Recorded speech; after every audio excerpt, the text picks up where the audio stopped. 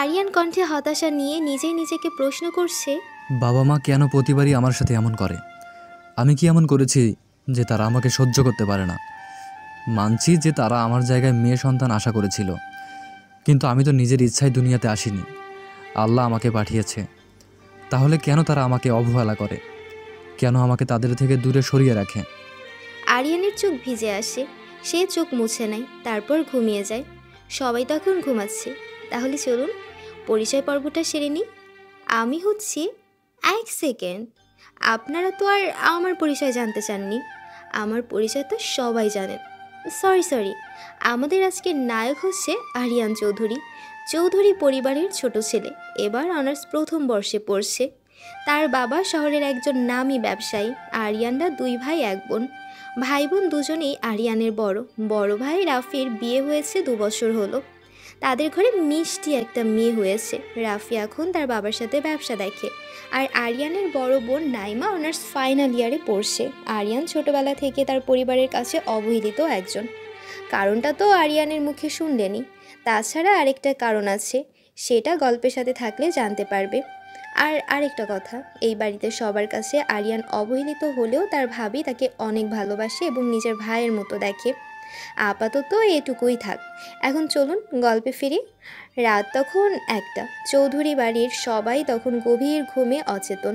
তখনই আরিয়ানের ফোনে একেবারে সূক্ষ্ম আওয়াজের একটা অ্যালার্ম বেজে ওঠে। আরিয়ান সঙ্গে সঙ্গে অ্যালার্ম বন্ধ করে উঠে বসে। তার চোখের ঘুম যেন একটা অ্যালার্মে উধাও হয়ে গেছে। আরিয়ান উঠে দাঁড়ায়, তারপর তার ড্রেস চেঞ্জ করে একটা কালো জ্যাকেট, কালো প্যান্ট, কালো শু, কালো মাস্ক, কালো চশমা পরে নেয়। এখন তার একটা পরিবারের অবহেলিত সে বোকা ও খ্যাত আরিয়ান নয়। এখন এটা হচ্ছে শহরের বা দেশের জন্য কর্মরত একজন উচ্চ পদস্থ কর্মকর্তা, যার আন্ডারে একটা দেশের সকল বাহিনী মাথা নত করতে হবে, যে একাই একটা দেশ পরিচালনা করার মতো ক্ষমতা রাখে। আরিয়ানের বর্তমান লুকে তাকে দেখে যেন কেউই চিনতে পারবে না এটা কে। আরিয়ান তার আলমারির ড্রয়ার থেকে একটা আইডি কার্ড নিয়ে জানালার পাশে পায়ে বেয়ে বাড়ি থেকে বের হয়। তারপর বাড়ির দেয়াল টপকে বেরিয়ে যায়, কারণ গেটে দারোয়ান আছে। আরিয়ান বাড়ির এরিয়া পেরিয়ে একটু সামনে যেতেই দেখে একটা ব্ল্যাক ফেরারি গাড়ি দাঁড়িয়ে আছে। আরিয়ান কাছে যেতেই গাড়িতে থাকা লোকটা গাড়ি থেকে নেমে সম্মানের সাথে মাথা নত করে আরিয়ানের দিকে গাড়ির চাবি এগিয়ে দেয়। আরিয়ান গাড়িতে বসে গাড়ি স্টার্ট দিয়ে সোজা চলে যায় তার নির্দিষ্ট গন্তব্যের উদ্দেশ্যে। গেট দিয়ে ঢুকতেই দুজন গার্ড আরিয়ানকে সেলুট দেয়। একটু এগিয়ে গিয়ে গাড়ি থেকে নেমে আরিয়ান সোজা অফিসে প্রবেশ করে। এটা কোনো সাধারণ অফিস নয়, এটা হচ্ছে সিআইএর স্টেশন। আপনাদের বোঝার জন্য বলে দিই, কোনো নির্দিষ্ট দেশে সিআইএর যে অফিস থাকে তাকে সাধারণত স্টেশন বলা হয়। এখানে সপ্তাহে 7 দিন 24 ঘন্টায় কাজ করা হয়, কিন্তু স্টেশন চিফ সব সময় থাকেন না। আরিয়ান ভেতরে প্রবেশ করার পর সবাই সঙ্গে সঙ্গে দাঁড়িয়ে যায়। এখানে কেউ কোনো সালাম দিচ্ছে না, সবাই শুধু মাথা নত করে সম্মান জানাচ্ছে। আরিয়ান গিয়ে তার কেবিনে বসে। তখনই তার কেবিনে ডেপুটি স্টেশন চিফ অর্থাৎ আরিয়ানের অ্যাসিস্ট্যান্ট আয়ান আসে। May I come in sir? Yes, come in. Sir, আমরা এই মাসে সকল মিশন শেষ করেছি, কিন্তু আজকে সকলেই জজপুর সেন্টার ফর ইন্টেলিজেন্স থেকে আরেকটি নতুন মিশন দিয়েছে। হোয়াট? এই মাসে 5টা মিশন অলরেডি শেষ করেছি, আবার কিসের mission? Sir, this is the file. Ayaan তখন ফাইলটা আরিয়ানের দিকে এগিয়ে দেয়। আরিয়ান ফাইলটা দেখে রেগে যায়। How can this be finish within this month? এটা কিছুতেই এই মাসের মধ্যে শেষ করা যাবে না। স্যার প্লিজ কুল ডাউন, আমার তো কোনো দোষ নেই এখানে। আপনি ঠিক বলছেন, কিন্তু আমি... বললাম না, এটা কিছুতেই এই মাসের মধ্যে শেষ করা যাবে না। স্যার, আমার মনে হয় আমাদের হেড অফিসে কথা বলা দরকার। হ্যাঁ, আমিও সেটাই ভাবছি। ঠিক আছে, now you can go. Ayaan মাথা নত করে সম্মান জানিয়ে চলে যায়। আরিয়ান তখনই তার চেইন অফ কমান্ড অনুসরণ করে। তারপর কিছুক্ষণ পরে Aryan George Bush centre for ইন্টেলিজেন্সের হেডের সাথে যোগাযোগ করে। Hello sir, good afternoon, and how are you? এখানে গুড আফটারনুন বলা হয়েছে কারণ হেড অফিসাররা যে দেশে থাকে সেখানে এখন বিকেল। Yes, good afternoon. About you? Yes sir, I am well. I to talk about important matter. What net? Sir, I have already completed 5 missions on this month. But today at morning, I got another mission from head office. Big from another mission. And I want to say I can't complete this mission with this month. Okay, since you can do it, probably is MB of a text. I will give you until fight is you of next month. Thank you very much, sir. I hope to finish the work within the stipulated time. Aryan call কেটে দেয়। আপনারা যারা তাদের কথাগুলো ঠিক করে বুঝতে পারেননি তারা শুনুন। আরিয়ান হেড অফিসারকে জানিয়েছিল যে সে এই মাসে 5টা মিশন শেষ করেছে, কিন্তু তারপরেও আজকে সকালে হেড অফিস থেকে তাকে আরেকটা মিশন দেওয়া হয়, যেটা অন্য মিশনগুলোর চেয়ে বড়, আর সেটা আরিয়ান এই মাসের মধ্যে শেষ করতে পারবে না। হেড অফিসার তখন নিলয়কে পরের মাসের প্রথম সপ্তাহ পর্যন্ত সময় দেয়। নিলয় ধন্যবাদ জানিয়ে কল কেটে দেয়। নিলয় তখন পুরো ফাইলের সকল কাজকে 3 ভাগ করে নেয়, তারপর শিডিউল রেডি করে আয়ানকে ডাক দেয়। Look at this. এখানে এই প্রথম অংশটি সাইবার টিমকে দেবে। তারা 4 দিনের মধ্যে কাজটা শেষ করবে। তারপর দ্বিতীয় ভাগে তোমরা সাইবার টিমের কাজগুলো নিয়ে রিসার্চ করে ফাইনাল কাজ রেডি করবে এবং যাবতীয় সব কিছু রেডি রাখবে। তারপর তৃতীয় ভাগ অর্থাৎ ফাইনাল কাজের দিনই মিশনটা হবে। আমি নিজেই মিশনটা পরিচালনা করব। ক্লিয়ার? জি sir. Okay, now I need to go. See you next time. Okay, আল্লাহ হাফেজ। বেরিয়ে পড়ে। তারপর আবার যেখান থেকে গাড়িতে উঠেছিল সেখানে এসে গাড়ি থামায়। সেই লোকটা সেখানেই ছিল। আরিয়ান তখন চাবি এগিয়ে দিল। লোকটা মাথা নত করে চাবি নেয়। তারপর সে আগের মতন সব কিছু করে আরিয়ান তার রুমে, তারপর সে তার ড্রেস চেঞ্জ করে ঘুমিয়ে পড়ে। আবার সেটা স্বপ্ন, সে অবহেলা, সে উপেক্ষা, এ যেন শেষ হবার নয়। আমার কি পরিবারে সত্যি কোনো স্থান আছে, নাকি আমি শুধু একটা অবাঞ্ছিত বোঝা? সকালে ঘুম ভাঙতে আরিয়ানের চোখে মুখে একরাশ গভীর ক্লান্তি। রাতের সিআইয়ের স্টেশন চিফ আরিয়ান, আর দিনের বেলা পরিবারের কাছে বোকা ও খ্যাত ছোট ছেলে আরিয়ান। এই 2 সত্তার মাঝে এক অদৃশ্য অথচ কঠিন দেয়াল। বাইরের আলো ফুটতেই ভেতরের অন্ধকারটা যেন আরও প্রকট হয়ে ওঠে। মা বাবার অবজ্ঞা, বড় ভাই বোনের শীতল আচরণ, সব কিছুতেই তাকে ভেতরে ভেতরে কুরে কুরে খায়। শুধুমাত্র তার ভাবি রীতা, তিনি একমাত্র মানুষ যিনি আরিয়ানকে মন থেকে ভালোবাসেন এবং নিজের ছোট ভাইয়ের মতো আগলে রাখেন।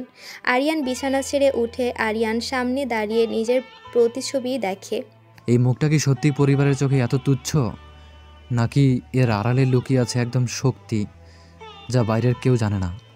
এক দীর্ঘশ্বাস ফেলে সে প্রস্তুত হতে থাকে। আজ সকালে নাস্তাটা হয়তো নীরবেই কাটবে, যেমনটা প্রতিদিনই কাটে। ডাইনিং রুমে গিয়ে দেখে সবাই উপস্থিত।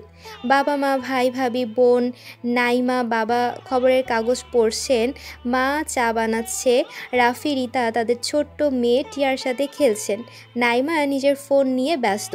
আরিয়ান ধীরে ধীরে একটা চেয়ার টেনে বসে। কেউ তার দিকে ফিরেও তাকায় না, যেন সে তাদের জন্য এক অদৃশ্য মূর্তি, যার অস্তিত্ব তাদের কাছে অর্থহীন। এতক্ষণ কোথায় ছিলি?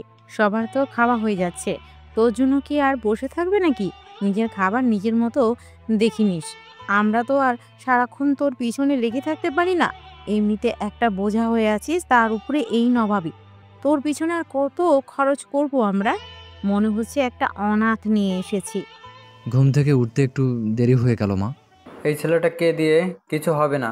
একটা অকর্মা রেখে রাফি কত ভোরে উঠে বাবার সাথে ব্যবসায় লেগে পড়ে, আর তুই একটা অচল পয়সার মতো ঘরের কোণে পড়ে থাকিস। তোকে দিয়ে কি হবে? শুধু খাওয়া আর ঘুম ছাড়া তো আর কিছু জানিস না। তোর মতো অপদার্থকে জন্ম দিয়েছি বলে আজ এই অবস্থা মনে হয়। একটা ভুল সন্তান জন্ম ছিল। বাবা, ওর কথা বাদই দাও, ওর দ্বারা কিছু হবে না। ছোটবেলা থেকেই তো দেখে আসছি এই আস্ত খ্যাতটাকে। একটা অপয়া, ওর মতো কেউ এই পরিবারে ফিট করে না। ও তো সমাজের চোখেও একটা হাসির পাত্র। ওর দিকে তাকালেই আমার মেজাজ খারাপ হয়ে যায়, যেন একটা বিষ দেখছি। ঠিকই বলেছিস নাইমা, ওকে নিয়ে কথা বলা মানে সময় নষ্ট। আরিয়ান তাদের কথার কোনো জবাব দেয় না, মাথা নিচু করে বসে থাকে। তার হৃদয়ের গভীর ক্ষতটা যেন আরও গভীরে চলে যায়। রীতা পাশ থেকে তার চোখে আরিয়ানের দিকে তাকান, তার চোখে একরাশ গভীর অনুভূতি। তিনি এগিয়ে এসে আরিয়ানের প্লেটে পরোটা আর ডিম দেন। খা আরিয়ান, গরম গরম আছে।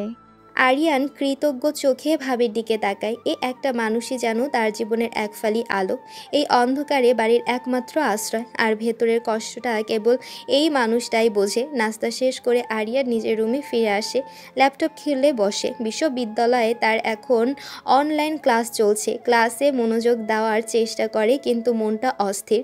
গত রাতের CIA এর নতুন মিশনটা তার মাথায় ঘুরছে। সাইবার টিমকে 4 দিনের মধ্যে প্রথম অংশ শেষ করতে হবে। এ চিন্তায় তাকে অস্থির করে তোলে। সে জানে মিশনের গুরুত্ব কতখানি। ঠিক তখনই ফোন বেজে ওঠে। আয়ান কল করেছে। Hello Ayaan. Sir good morning. Cyber team কাজ শুরু করে দিয়েছে। তারা জানিয়েছে প্রথম অংশটি 3 দিনের মধ্যে শেষ করতে পারবে। Wow, only 3 days. তাদের বলেও কাজটা যেন ত্রুটিমুক্ত হয়। আমি কোনো ভুল চাই না। Okay sir, I will handle all. Good. আমাকে প্রতি মুহূর্তে আপডেট দিও। অবশ্যই স্যার। ফোন রেখে আরিয়ান হাসে। এই তো তার নিজের পৃথিবী, যেখানে তার মেধা, তার ক্ষমতাকে সম্মান জানানো হয়। এখানে সে অবহেলিত নয়, বরং অপরিহার্য। এই উপলব্ধি তাকে এক নতুন শক্তি যোগায়। বিকেল গড়িয়ে সন্ধ্যা নামে। আরিয়ান বিশ্ববিদ্যালয়ে তার বন্ধু সাব্বিরের সাথে দেখা করতে যায়। সাব্বির তার একমাত্র ঘনিষ্ঠ বন্ধু, যার সাথে সে নিজের সব কথা শেয়ার করতে পারে, যদিও CIA এর বিষয়গুলো সে গোপনে রাখে। কিরে আরিয়ান, আজ এত মনমরা কেন? বাড়িতে আবার কিছু হয়েছে নাকি? চেহারাটা দেখে মনে হচ্ছে পৃথিবীর সব বোঝা তোর ঘাড়ে। আর বলিস না, সেই একই ব্যাপার। মনে হয় এই বাড়িতে আমার কোনো মূল্য নেই। জন্ম নেওয়াটাই যেন আমার অপরাধ ছিল। ওরা তো সরাসরি বলে আমি একটা আবর্জনা, একটা কলঙ্ক। দূর বোকা, তুই এত ভালো একটা ছেলে, তোর কেন মূল্য থাকবে না? ওরা তোর কদর বুঝে না, একটাই সমস্যা। শোন, চল আজকে রাতে একটু ঘুরতে যাই, মন ভালো হয়ে যাবে। তোর মন ভালো করাটা জরুরি। আসলে আজ রাতে একটু ব্যস্ত আছি, অন্য একদিন চাই। কি বলিস? তোর আবার কিসের ব্যস্ততা রে বোকা? পড়াশোনা আর ঘুম ছাড়া তোর তো কোনো কাজ নাই। আর সারাদিন তো ঘরেই বসে থাকিস, নাকি কোনো মেয়ের পিছনে ঘুরছিস? হুম, তোকে আবার কে পাত্তা দিবে? তোকে দেখে তো মেয়েরা 100 হাত দূরে পালাবে। তোর মতন ছেলেকে কে দেখবে? আরিয়ান হাসে। সাব্বির জানে না তার বোকা বন্ধুটা রাতে অন্য এক জীবনের যোদ্ধা। সাব্বিরের কাছ থেকে বিদায় নিয়ে আরিয়ান বাড়ির দিকে রওনা দেয়। রাত তখন প্রায় 8টা। আরিয়ান ঘরে ফিরে দেখে সবাই ড্রয়িং রুমে বসে টিভি দেখছে আর গল্প করছে। আরিয়ানকে দেখে সবার মুখে কঠিন হয়ে যায়, যেন তার আগমন তাদের আনন্দকে মাটি করে দিয়েছে। এই যে নবাবের পুত্র এসেছেন, এতক্ষণ কোথায় ছিলি? সারাদিন তো ঘরেই পড়ে থাকিস, আর যখন বেরোবে তখন রাত করে ফিরবি। কার পিছনে ঘুরছিলি এতক্ষণ? নিশ্চয়ই কোনো আজে বাজে ছেলের সাথে মিশেছিস, আর আমাদের মান সম্মান কিছু রাখবি না। ওর কাছে কিছু জানতে চাইও না। ও তো একটা ভবঘরে একটা বেহায়া, কোনোদিন নিজের পায়ে দাঁড়াতে পারবে না। আমাদের মান সম্মান সব ধুলোয় মিশিয়ে দেবে। একে ঘরে রেখে আমরা আর কত অপমান হব। বাবা মা, তোমরা ওকে নিয়ে এত চিন্তা করছো কেন? ওকে তো এমনি একটা আগাছা পদার্থ, একটা অসভ্য। ওর দিকে তাকালেই আমার মেজাজ খারাপ হয়ে যায়। মনে হয় এক মুহূর্ত একে বাড়ি থেকে বের করে দিই। ঠিকই বলেছিস নাইমা, ওকে নিয়ে কথা বলা মানে সময় নষ্ট। এর থেকে তো পথের কুকুরও ভালো। আরিয়ান তাদের কথার কোনো জবাব দেয় না। তার চোখ দিয়ে অনর্গল জল গড়িয়ে পড়তে শুরু করে, কিন্তু সে মাথা নিচু করে রাখে যাতে কেউ দেখতে না পায়। তার হৃদয়ের গভীর ক্ষতটা যেন আরও গভীরে চলে যায়। সে নীরবে নিজের ঘরের দিকে চলে যায়। তার এই কষ্ট, এই যন্ত্রণা, এই বাড়িতে তার কান্নার কোনো মূল্য নেই। রাত গভীর হয়। চৌধুরী বাড়ির সবাই ঘুমিয়ে পড়ে। রাত 1টা বাজতেই সেই সূক্ষ্ম অ্যালার্ম। আরিয়ান ধরফর করে ওঠে। তার চোখে সেই চেনা ধারালো দৃষ্টি। কালো জ্যাকেট, প্যান্ট, জুতো, মাস্ক, চশমার আরিয়ান আবার রূপান্তরিত হয় CIA এর স্টেশন চিফ। সে চুপির স্বরে ঘর থেকে বেরিয়ে যায়। আগের মতোই পাইপ দিয়ে নেমে আসে। ব্ল্যাক ফেরারি অপেক্ষায় থাকে। গাড়ি চালিয়ে CIA স্টেশনের দিকে এগিয়ে চলল গার্ডরা। সেলুট জানায়। অফিসের ভেতরে প্রবেশ করতে সবাই মাথা নত করে সম্মান জানায়। আরিয়ান তার কেবিনে বসে আয়ান ভেতরে আসে। স্যার, সাইবার টিমের কাজ প্রায় শেষের পথে, আর মাত্র কয়েক ঘন্টা। এক্সিলেন্ট। আর আমাদের দ্বিতীয় ধাপের প্রস্তুতি কেমন চলছে? সব কিছু প্রস্তুত তো? জি স্যার, আমরা সাইবার টিমের সাথে কাজ শেষ হওয়ার সাথে সাথে রিচার্জ শুরু করে দিব। সব ডাটা এবং সরঞ্জাম প্রস্তুত রাখা হয়েছে। গুড। এবার আসা যাক ফাইনাল মিশনে। এই মিশনটি অন্তত সংবেদনশীলের সাথে দেশের নিরাপত্তা জড়িত। আমি চাই না কোনো রকম ত্রুটি হোক। মিশনটা পরিচালনা করার জন্য আমি আরও কিছু গুরুত্বপূর্ণ তথ্য সংগ্রহ করতে চাই। আমার মনে হয় কিছু গভীরে গিয়ে দেখতে হবে। স্যার, আপনি কি ব্যক্তিগতভাবে কিছু জায়গা ভিজিট করতে চান? হ্যাঁ, হতে পারে। আপনি কিছু জায়গা চিহ্নিত করে রাখুন। তবে গোপনীয়তা বজায় রাখো। এই মিশনের কথা যেন কেউ জানতে না পারে। জি স্যার, আমি এক্ষুনি সব ব্যবস্থা করছি। আয়ান চলে যায়। আরিয়ান চেয়ারে হেলান দিয়ে চোখ বন্ধ করে তার মনে পড়ে তার পরিবারের কথা। তাদের কাছে সে আজও অবহেলিত, বোকা ও খ্যাত। তাদের কাছে তার অস্তিত্বই যেন বোঝা, একটা অনাকাঙ্ক্ষিত বিপদ, একটা কলঙ্ক। আর এই বাইরের জগতে সে একজন ক্ষমতাধর কর্মকর্তা, যার একটা সিদ্ধান্তে একটা দেশের ভবিষ্যৎ নির্ভর করে। এই দুই জীবনের বৈপরীত্য তাকে এক অস্থির দোলাচলে ফেলে দেয়, কিন্তু সে জানে তার এই গোপন পরিচয় তাকে বাঁচিয়ে রেখেছে, তাকে উদ্দেশ্য দিয়েছে। আরিয়ানের চোখ দুটো বন্ধ, চোখের পাতায় ঝমাট বাঁধা ক্লান্তির ছাপ। এক মুহূর্তের জন্য যেন তার ভেতরের দুই সত্তা মুখোমুখি দাঁড়ায়। একদিকে পারিবারিক অবহেলা আর কটু কথার জ্বালা, অন্যদিকে দেশের প্রতি এক গভীর দায়িত্ববোধ। এই বৈপরীত্য তাকে আরও শক্তিশালী করে তোলে। সে জানে এই রাতের জীবনই তার আসল অস্তিত্ব, যেখানে তাকে মূল্য দেওয়া হয়, তার সম্মান আছে। গভীর শ্বাস ফেলে সে চোখ মেলে মিশন সফল করার জন্য দৃঢ় প্রতিজ্ঞ সে। আমি আয়ানকে ডাক দেই।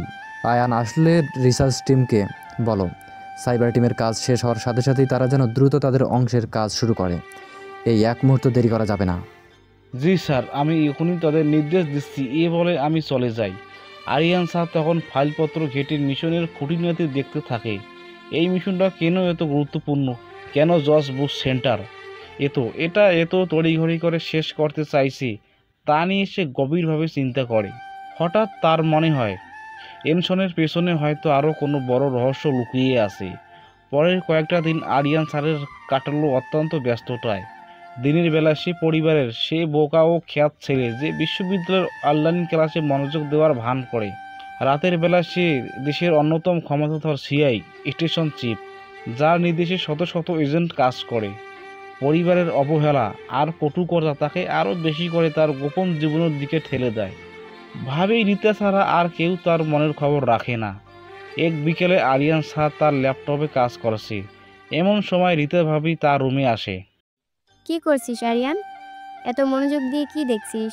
কিছু না ভাবি, এমনি ইউনিভার্সিটির কিছু কাজ করছিলাম। তোর মুখ দেখে মনে হচ্ছে তুই ভালো নেই। সবার কথাগুলো তোকে খুব কষ্ট দেয়, তাই না? আমি জানি ওরা তোর সাথে অন্যায় করে, কিন্তু তুই তো জানিস আমি সব সময় তোর পাশে আছি। তুই আমার ছোট ভাইয়ের মতো। শুধুমাত্র তুমি বোঝো ভাবি, আর কেউ বোঝে না। মনে হয় এই পৃথিবীতে আমি একদম একা। না রে বোকা, তুই একা নস, আমি আছি না। আর শোন, তুই পড়াশোনা কর, নিজের পায়ে দাঁড়া। দেখবি একদিন সবাই তোর কদর বুঝবে। যারা আজ তোকে অবহেলা করে তারাই একদিন তোকে সম্মান করবে। রিতার কথাগুলো আরিয়ান মনে কিছুটা শান্তি এনে দেয়। অন্তত একজন তো আছে যে তাকে এত বোঝে। একদিন পর, তখন রাত প্রায় 11টা। আরিয়ান ঘুমানোর প্রস্তুতি নিচ্ছে, তখনই তার ফোন বেজে ওঠে। আয়ান কল করেছে। হ্যাঁ বলো। স্যার, সাইবার টিমের কাজ সম্পূর্ণ শেষ এবং তাদের দেওয়া ডাটা বিশ্লেষণ করে আমাদের রিসার্চ টিম দ্বিতীয় ধাপের কাজও শেষ করেছে। ফাইনাল মিশনের জন্য সব তথ্য প্রস্তুত স্যার। আপনি যখন চাইবেন আমরা শুরু করতে প্রস্তুত। Wow, great news. সব কিছু দুবার করে পরীক্ষা করে নাও, কোনো ত্রুটি যেন না থাকে। কাল সকালে আমাকে সব কিছু বুঝিয়ে দেবে। আগামীকালই ফাইনাল মিশন পরিচালনা করতে হবে। জি স্যার, সব কিছু প্রস্তুত থাকবে। ফোন রেখে আরিয়ান কিছুক্ষণ চুপ করে বসে থাকে। আগামীকাল ফাইনাল মিশন। এই মিশনটাই তার ক্ষমতার আসল পরীক্ষা। সে জানে মিশনের সাফল্যের উপর তার ভবিষ্যৎ অনেকাংশে নির্ভর করছে। পরের দিন সকালে অন্যান্য দিনের মতোই ডাইনিং টেবিলের দৃশ্য। আরিয়ান চুপচাপ বসে আছে। বাবা, মা, রাফি, নাইমার কটু কথা আজও তার কানে প্রবেশ করে, কিন্তু আজ আরিয়ান সেগুলো কানে তোলে না। তার মন সম্পূর্ণরূপে আগামীকালের মিশনের দিকে নিবদ্ধ। নাস্তা শেষ করে সে নিজের রুমে চলে যায়। অনলাইন ক্লাসে যুক্ত হয় ঠিকই, কিন্তু তার মনোযোগ সম্পূর্ণরূপে ফাইলপত্রের দিকে। দুপুরের দিকে আয়ান একটা এনক্রিপ্টেড ভিডিও কল করে। স্যার, সব কিছু প্রস্তুত। আমি আপনার জন্য অফিসে একটি সুরক্ষিত রুমের অপেক্ষা করছি। ঠিক আছে, আমি আসছি। সাব্বিরের সাথে দেখা করার অজুহাতে বাড়ি থেকে বের হয়। সাব্বিরকে ফোন করে বলে যে সে আজ ব্যস্ত, অন্য একদিন দেখা করবে। দ্রুত সে তার গোপন গাড়িতে চড়ে CIS স্টেশনের দিকে রওনা দেয়। স্টেশনে পৌঁছে আরিয়ান সরাসরি সুরক্ষিত রুমে যায়। সেখানে আয়ান এবং রিসার্চ টিমের প্রধান অপেক্ষা করছে। স্যার আসুন, আমরা সব কিছু বুঝিয়ে দিচ্ছি। রিসার্চ টিমের প্রধান আরিয়ানকে একটা বিস্তারিত ব্রিফিং দেয়। মিশনের লক্ষ্য, সম্ভাব্য ঝুঁকি, প্রয়োজনীয় সরঞ্জাম এবং বিকল্প পরিকল্পনা সব কিছু পুঙ্খানুপুঙ্খভাবে ব্যাখ্যা করা হয়। আরিয়ান মন দিয়ে সব শোনে, প্রয়োজনে প্রশ্ন করে এবং নিজেরই কিছু মতামত দেয়। এই মিশনটা অত্যন্ত ঝুঁকিপূর্ণ, প্রতিটা পদক্ষেপ সতর্ক থাকতে হবে। আমি চাই না আমার টিমের কোনো সদস্যের জীবন বিপন্ন হোক। সুরক্ষার দিকটা যেন সর্বোচ্চ অগ্রাধিকার পায়। জি স্যার, আমরা সব ব্যবস্থা নিয়েছি। মিশনের প্রতিটি পদক্ষেপ অত্যন্ত সুরক্ষিত এবং পরিকল্পনা অনুযায়ী সম্পন্ন হবে। আয়ান, তুমি আমার সাথে থাকবে, আর বাকি টিমকে প্রস্তুত থাকতে বলো। আগামীকাল রাতে একটা মিশন শুরু হবে। জি স্যার। মিশনের রাত। চৌধুরী বাড়ির সবাই গভীর ঘুমে আচ্ছন্ন। ঘড়ির কাঁটা রাত 1টা ছুতে আরিয়ানের সেই পরিচিত অ্যালার্ম বেজে ওঠে। সে দ্রুত উঠে পোশাক পরিবর্তন করে। আজ তার পোশাকে কিছুটা ভিন্নতা আছে। কালো জ্যাকেট, কালো প্যান্ট, কালো শু, কালো মাস্ক এবং একটা বুলেট প্রুফ ভেস্ট। তার হাতে একটা এনক্রিপ্টেড যোগাযোগের ডিভাইস। নীরবে সে ঘর থেকে বেরিয়ে আসে। দেয়াল টপকে বাড়ির সীমানা পেরিয়ে যায়। ব্ল্যাক ফেরারি অপেক্ষায় আছে। আরিয়ান গাড়িতে ওঠে এবং দ্রুত গতিতে CIS স্টেশনের দিকে যায়। স্টেশনে প্রবেশ করতে সবাই তাকে সেলুট জানায়। আরিয়ান সোজা কন্ট্রোল রুমে প্রবেশ করে। সেখানে আয়ান এবং বাকি টিম সদস্যরা প্রস্তুত হয়ে অপেক্ষা করছে। মনিটরে মিশনের লক্ষ্যবস্তুর ছবি ভেসে উঠছে। এটা একটা আন্তর্জাতিক সন্ত্রাসী গোষ্ঠীর গোপন আস্তানা, যারা দেশের নিরাপত্তা হুমকিতে ফেলেছে। আরিয়ান কন্ট্রোল রুমে প্রবেশ করে। সবাই প্রস্তুত তো? মনে রাখবে, এই মিশন আমাদের দেশের নিরাপত্তার জন্য অত্যন্ত জরুরি। কোনো ভুল নয়, কোনো দয়া নয়। আমরা শুধু দেশকে রক্ষা করতে এসেছি। জি স্যার, আমরা প্রস্তুত। আরিয়ান মনিটরের দিকে তাকায়। টার্গেট লোকেশন স্ক্রিনে বড় হয়ে ওঠে। সেখানে একটা স্যাটেলাইট ইমেজ দেখা যাচ্ছে, যেখানে একটা পরিত্যক্ত গোদামঘরের চিত্র স্পষ্ট। আরিয়ান জানে এই গোদাম ঘরের আড়ালে অনেক অন্ধকার রহস্য লুকিয়ে আছে। আরিয়ানের নির্দেশ পাওয়ার পর মিশনের প্রথম ধাপ শুরু হয়। কন্ট্রোল রুমে পিনপত্র নীরবতা, শুধুমাত্র কিবোর্ডের ক্লিক আর মনিটরের হালকা আলো। একটা স্পেশাল ফোর্সের দল যারা আরিয়ানের অধীনে কাজ করে তাদের লক্ষ্যবস্তুর দিকে নিঃশব্দে এগোতে থাকে। আরিয়ান মনিটরের প্রতিটি গতিবিধি নিবিড়ভাবে পর্যবেক্ষণ করছে। তার তীক্ষ্ণ চোখ কোনো সামান্যতম ত্রুটিও এড়াতে দেয় না। স্যার, টিম টার্গেট লোকেশনে পৌঁছে গেছে। Gate clear, ready for action. যে কোনো সন্দেহজনক গতিবিধি লক্ষ্য করলে আমাকে জানাবে। সতর্ক থাকবে। দল গোদামঘরে প্রবেশ করে। মনিটরের ভেতরে চিত্র ভেসে ওঠে। খালি গোদামঘর, কিছু পুরাতন বাক্স ছাড়া আর কিছুই চোখে পড়ছে না। কিন্তু আরিয়ান জানে সন্ত্রাসীরা এত সহজে ধরা দেবে না। অবশ্যই কোনো গোপন আস্তানা বা লুকানোর জায়গা আছে। সাইড টিমের সদস্যরা ভেতরের অংশে প্রবেশ করছে। হঠাৎ মনিটরে কিছু একটা ঝলক দিয়ে ওঠে। একজন অপারেটর দ্রুত জুম করে। দেখা যায় একটা ফ্লোরের নিচে একটা গোপন দরজা। আয়ন টিমকে বল দ্রুত সেই দরজা খুলে বের করতে। এটাই মূলত আস্তানা। কমান্ড পেয়ে টিম দ্রুত সে গোপন দরজা খুঁজে বের করে, কিন্তু দরজাটা একটা শক্তিশালী মেটাল দিয়ে তৈরি এবং লক করা। টিম লিডার ব্লুটুথে আরিয়ানের সাথে যোগাযোগ করে। স্যার, দরজাটি মেটাল দিয়ে তৈরি, সাধারণ পদ্ধতিতে খোলা সম্ভব নয়। তাহলে বিশেষ সরঞ্জাম ব্যবহার করো। দ্রুত কাজ শেষ করতে হবে, সময় নষ্ট করা যাবে না। বিস্ফোরক বিশেষজ্ঞরা এগিয়ে আসে। কিছুক্ষণের মধ্যে একটা মৃদু বিস্ফোরণের শব্দ শোনা যায় এবং দরজাটা খুলে যায়। টিমের সদস্যরা ভেতরে প্রবেশ করে। ভেতরের দৃশ্য দেখে আরিয়ান এবং আয়ান অবাক হয়ে যায়। এটা কোনো সাধারণ আস্তানা নয়, এটা একটা সুসজ্জিত ল্যাবরেটরি, যেখানে অসংখ্য কম্পিউটার, রাসায়নিক পদার্থ এবং কিছু অদ্ভুত যন্ত্রপাতি দেখা যাচ্ছে। স্যার, এটি একটি হাইটেক ল্যাব। তারা এখানে কি করছিল? এটাই আমাদের জানতে হবে। টিমকে বলো প্রতিটা জিনিস পুঙ্খানুপুঙ্খভাবে পরীক্ষা করতে, কোনো তথ্য যেন হাতছাড়া না হয়। টিম সদস্যরা ল্যাবের প্রতিটি কোণায় তল্লাশি শুরু করে। কিছুক্ষণ পর একজন সদস্য একটা কম্পিউটার থেকে কিছু ডেটা কপি করে আরিয়ানের কাছে পাঠায়। আরিয়ান দ্রুত সেগুলো বিশ্লেষণ করতে শুরু করে। ডেটাগুলো ইনক্রিপ্টেড। আয়ান, সাইবার টিমকে এই ডেটাগুলো ডেক্রিপ্ট করতে বলো, যত দ্রুত সম্ভব। মনে হচ্ছে আমরা কোনো বড় কিছুর সন্ধান পেতে চলেছি। সকাল হতে তখন আর বেশি দেরি নেই। আরিয়ান জানে সূর্য ওঠার আগেই তাকে এই জায়গা থেকে বেরিয়ে যেতে হবে। সে দ্রুত ডেটা ডিক্রিপশনের জন্য নির্দেশ দেয় এবং টিমকে যত দ্রুত সম্ভব ল্যাব থেকে বেরিয়ে আসার নির্দেশ দেয়। টিমের সদস্যরা গুরুত্বপূর্ণ কিছু সরঞ্জাম এবং ডকুমেন্ট সংগ্রহ করে গোদাম ঘর থেকে বেরিয়ে আসে। মিশন সফল, সবাই সাবধানে ফিরে আসো। আরিয়ান কন্ট্রোল রুম ছেড়ে বেরিয়ে আসে। ডগ ফায়ারেই অপেক্ষা করছে। সে দ্রুত গাড়ি চালিয়ে বাড়ির দিকে রওনা দেয়। মনে এক অদ্ভুত মিশ্র অনুভূতি। একদিকে মিশন সফল হওয়ার আনন্দ, অন্যদিকে ল্যাবরেটরির রহস্য তাকে ভাবিয়ে তুলছে। এখানে কি তৈরি হচ্ছিল, দেশের জন্য কতটা মারাত্মক হুমকি ছিল তা। আরিয়ান বাড়িতে পৌঁছায়। সূর্য সবেমাত্র ডাক দিচ্ছে। সে চুপিয়ে সারে ঘরে প্রবেশ করে, পোশাক পরিবর্তন করে ঘুমিয়ে পড়ে। তার ঘুমন্ত মুখে ক্লান্তি আর কিছু অজানা চিন্তার ছাপ স্পষ্ট। সকালে আরিয়ানের ঘুম ভাঙে। পরিবারের গোল হলো ডাইনিং টেবিলের সেই পরিচিত দৃশ্য। আজ আরিয়ান কিছুটা নির্বার বোধ করছে। অন্তত একটা বড় মিশন সফল হয়েছে। সে ধীর পায়ে ডাইনিং টেবিলে আসে।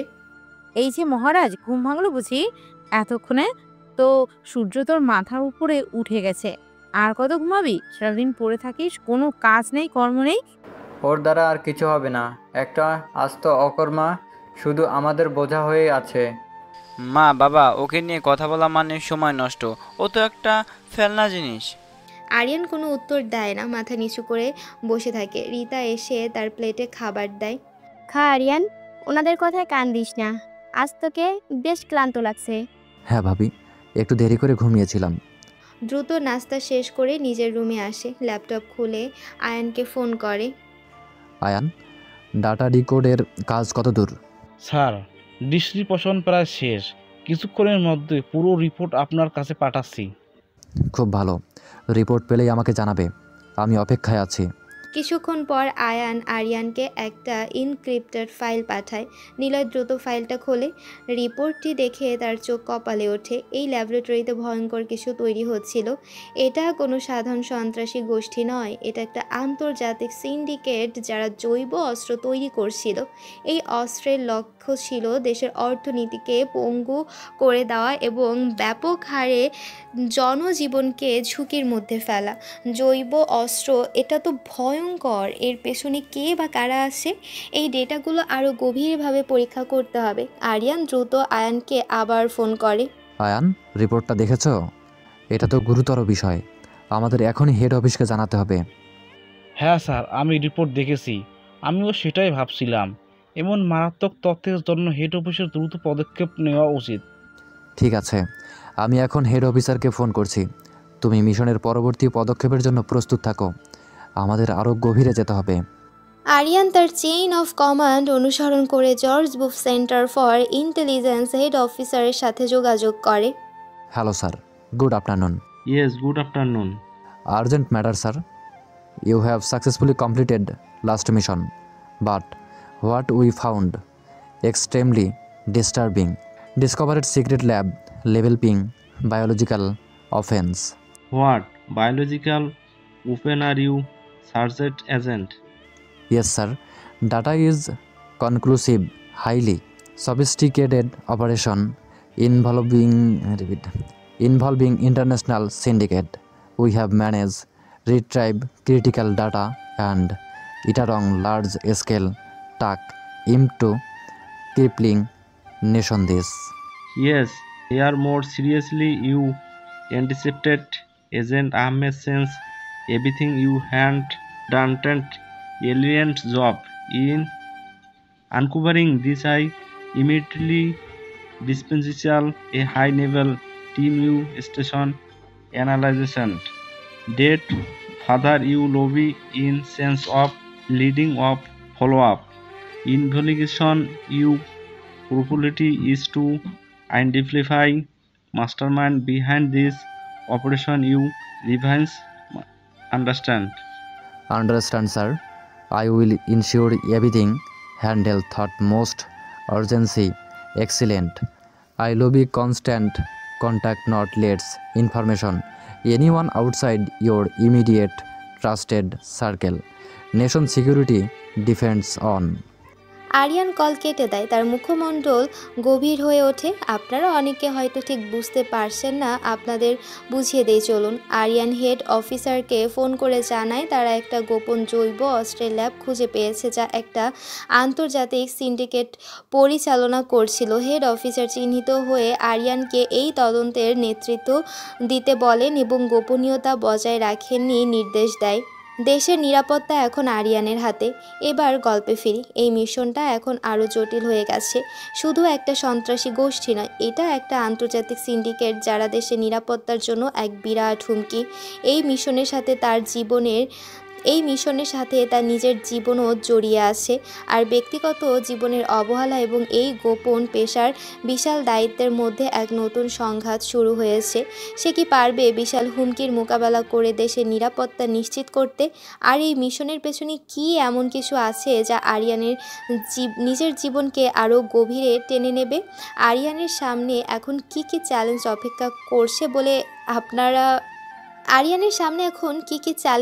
অপেক্ষা করছে বলে তোমার মনে হয়? আরিয়ানের নির্দেশে হেড অফিস থেকে আসা উচ্চ পর্যায়ের টিম দ্রুত সিআইএ স্টেশনে এসে পৌঁছায়। তারা আনা ডাটা এবং সরঞ্জামগুলো আরও গভীরভাবে বিশ্লেষণ করতে শুরু করে। ল্যাবের ভেতরের ছবি এবং অন্যান্য তথ্য দেখে তারাও বিস্মিত। জৈব অস্ত্রের এই পরিকল্পনা দেশের জন্য যে কতটা মারাত্মক হুমকি ছিল তা ধীরে ধীরে স্পষ্ট হয়ে ওঠে। আরিয়ান দিন রাত এক করে টিমকে নেতৃত্ব দেয়। ঘুম খাওয়া সব যেন তার কাছে গৌণ হয়ে গেছে। পরিবারের কাছে এসে যেমন অকর্মা আর বোকা, এই টিমের কাছে এসে ততটাই অপরিহার্য ও ক্ষমতাধর। স্যার, ডিগ্রি পোষণ এবং বিশ্লেষণ শেষ। আমরা সিন্ডিকেটের মূল হোতাদের চিহ্নিত করতে পেরেছি। তারা দেশের বাইরে থেকে এই নেটওয়ার্কটি পরিচালনা করেছিল। তাদের মূল ঘাঁটি একটি প্রত্যন্ত দ্বীপে, যা স্যাটেলাইটে সহজে ধরা পড়ে না। তাহলে তাদের নির্মূল করার জন্য অপারেশন প্ল্যান কি? স্যার, যেহেতু তারা দেশের বাইরে, তাই এতে একটি সম্মিলিত অভিযান প্রয়োজন। আমাদের দেশের স্পেশাল ফোর্সের সাথে অন্যান্য দেশের ইন্টেলিজেন্স এজেন্সিগুলোর সাহায্য নিতে হবে। না, এতে অনেক সময় নষ্ট হবে এবং তথ্য ফাঁস হওয়ার ঝুঁকি থাকবে। আমি চাই না এই তথ্য আন্তর্জাতিক মহলে ছড়িয়ে পড়ুক। এটা শুধুমাত্র আমাদের দেশের নিরাপত্তা নয়, এ একটি ব্যক্তিগত জেতেরও বিষয়। আমি নিজেই এই অপারেশন পরিচালনা করব। কিন্তু স্যার, এটা অত্যন্ত ঝুঁকিপূর্ণ। আপনি একা যাবেন? না, একা নয়, আমাদের স্পেশাল ফোর্সের একটা ছোট টিমকে সাথে নিয়ে যাব। অপারেশনটা হবে অত্যন্ত দ্রুত এবং গোপন। কোনো বড় সামরিক অভিযান নয়, একটি সার্জিক্যাল স্ট্রাইক আমাদের লক্ষ্য। মূল হোতাদের আটক করা এবং তাদের সব অস্ত্র ও ডেটা ধ্বংস করা। আয়ান বুঝতে পারে আরিয়ান কতটা দৃঢ় প্রতিজ্ঞ। সে আর কোনো প্রশ্ন করে না। দ্রুত অভিযানের প্রস্তুতি শুরু হয়েছে। সেরা স্পেশাল ফোর্সের সদস্যদের নিয়ে একটা ছোট্ট দল গঠন করা হয়। প্রয়োজনীয় অস্ত্রশস্ত্র, যোগাযোগের সরঞ্জাম এবং অত্যাধুনিক গ্যাজেট প্রস্তুত করা হয়। অভিযানের রাত তখন 2টা। চৌধুরী বাড়ি গভীর ঘুমে আচ্ছন্ন। আরিয়ান চুপি সারে বেরিয়ে আসে। আজকের রাত তার জীবনের অন্যতম গুরুত্বপূর্ণ রাত। সে জানে এই অভিযানের সফলতায় দেশের নিরাপত্তা নিশ্চিত করবে। ব্ল্যাক ফেরারি অপেক্ষা করছে। আরিয়ান দ্রুত ড্রাইভিং সিটে বসে, তার চোখে দৃঢ়তা। সে সরাসরি একটা গোপন সামরিক ঘাঁটিতে যায়। সেখানে স্পেশাল ফোর্সের দলটা প্রস্তুত হয়ে অপেক্ষা করছে। আরিয়ান তাদের ব্রিফিং দেয়, আমাদের লক্ষ্য স্পষ্ট, দ্রুত প্রবেশ করবে, টার্গেটদের আটক করবে, ডেটা এবং অস্ত্র ধ্বংস করবে, কোনো অহেতুক সংঘর্ষে জড়াবে না। আমাদের প্রতিটি পদক্ষেপ হবে নিখুঁত এবং নীরব। দেশের নিরাপত্তা আমাদের হাতে। একটা সামরিক হেলিকপ্টার প্রস্তুত ছিল। আরিয়ান এবং তার টিম হেলিকপ্টারে ওঠে। হেলিকপ্টারটা নিঃশব্দে তাদের আকাশ চিরে প্রত্যন্ত দ্বীপটার দিকে রওনা হয়। দ্বীপের উপরে হেলিকপ্টারটা দ্বীপের কাছাকাছি পৌঁছাতে আরিয়ান এবং তার টিম রোপ বেয়ে নেমে আসে। চারদিকে ঘন জঙ্গল। তারা সাবধানে এগোতে থাকে। টার্গেট ছিল একটা গোপন ব্যাংকার। আরিয়ান আগে স্যাটেলাইট ইমেজে সেটা চিহ্নিত করে রেখেছিল। স্যার, বাংকারটির সামনেই। কোনো গার্ড চোখে পড়ছে না। সাবধানে দেখো, ওরা নিশ্চয়ই কোনো ফাঁদ পেতে রেখেছে।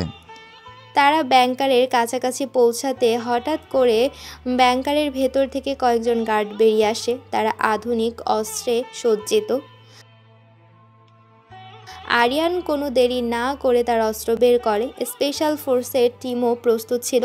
দ্রুত ফায়ার এক্সচেঞ্জ শুরু হয়ে যায়। এটা ছিল এক মরণাপন্ন লড়াই। গার্ডরা অত্যন্ত প্রশিক্ষণপ্রাপ্ত ছিল, কিন্তু আরিয়ানের টিম তাদের চেয়েও বেশি দক্ষ। আরিয়ান অত্যন্ত ক্ষিপ্রতার সাথে লড়াই করে।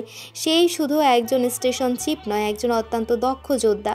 তারা প্রতিটি শর্টে ছিল নির্ভুল। কিছুক্ষণের মধ্যে সব গার্ডকে নিষ্ক্রিয় করা হয়। টিম বাংকারে প্রবেশ করো, আমি ভিতরে যাচ্ছি। আরিয়ান এবং তার টিম ব্যাংকারের গোপন প্রবেশ পথ খুঁজে বের করে। ভেতরে প্রবেশ করতেই তারা দেখতে পায় একটা বিশাল কন্ট্রোল রুম। কয়েকজন লোক কম্পিউটার নিয়ে ব্যস্ত। তারাই এই সিন্ডিকেটের মূল হোতা। হাত উপরে তোলো, তোমরা সবাই ঘেরাও। হোতারা অবাক হয়ে যায়। তারা ভাবতেও পারেনি এভাবে তাদের গোপন আস্তানায় কেউ পৌঁছাতে পারবে। একজন হোতা দ্রুত একটা বোতাম টিপে কিছু ডেটা মুছে ফেলার চেষ্টা করে। আটক করে তাদের। ডেটা যেন মুছে না যায়। টিমের সদস্যরা দ্রুত হোতাদের আটক করে। আরিয়ান নিজেও একটা কম্পিউটার থেকে শেষ মুহূর্তে ডেটাগুলো উদ্ধার করে। তারপর সে একটা বিশেষ ডিভাইস ব্যবহার করে ল্যাবের সমস্ত ডেটা এবং জৈব অস্ত্রের উপাদান ধ্বংস করে দেয়।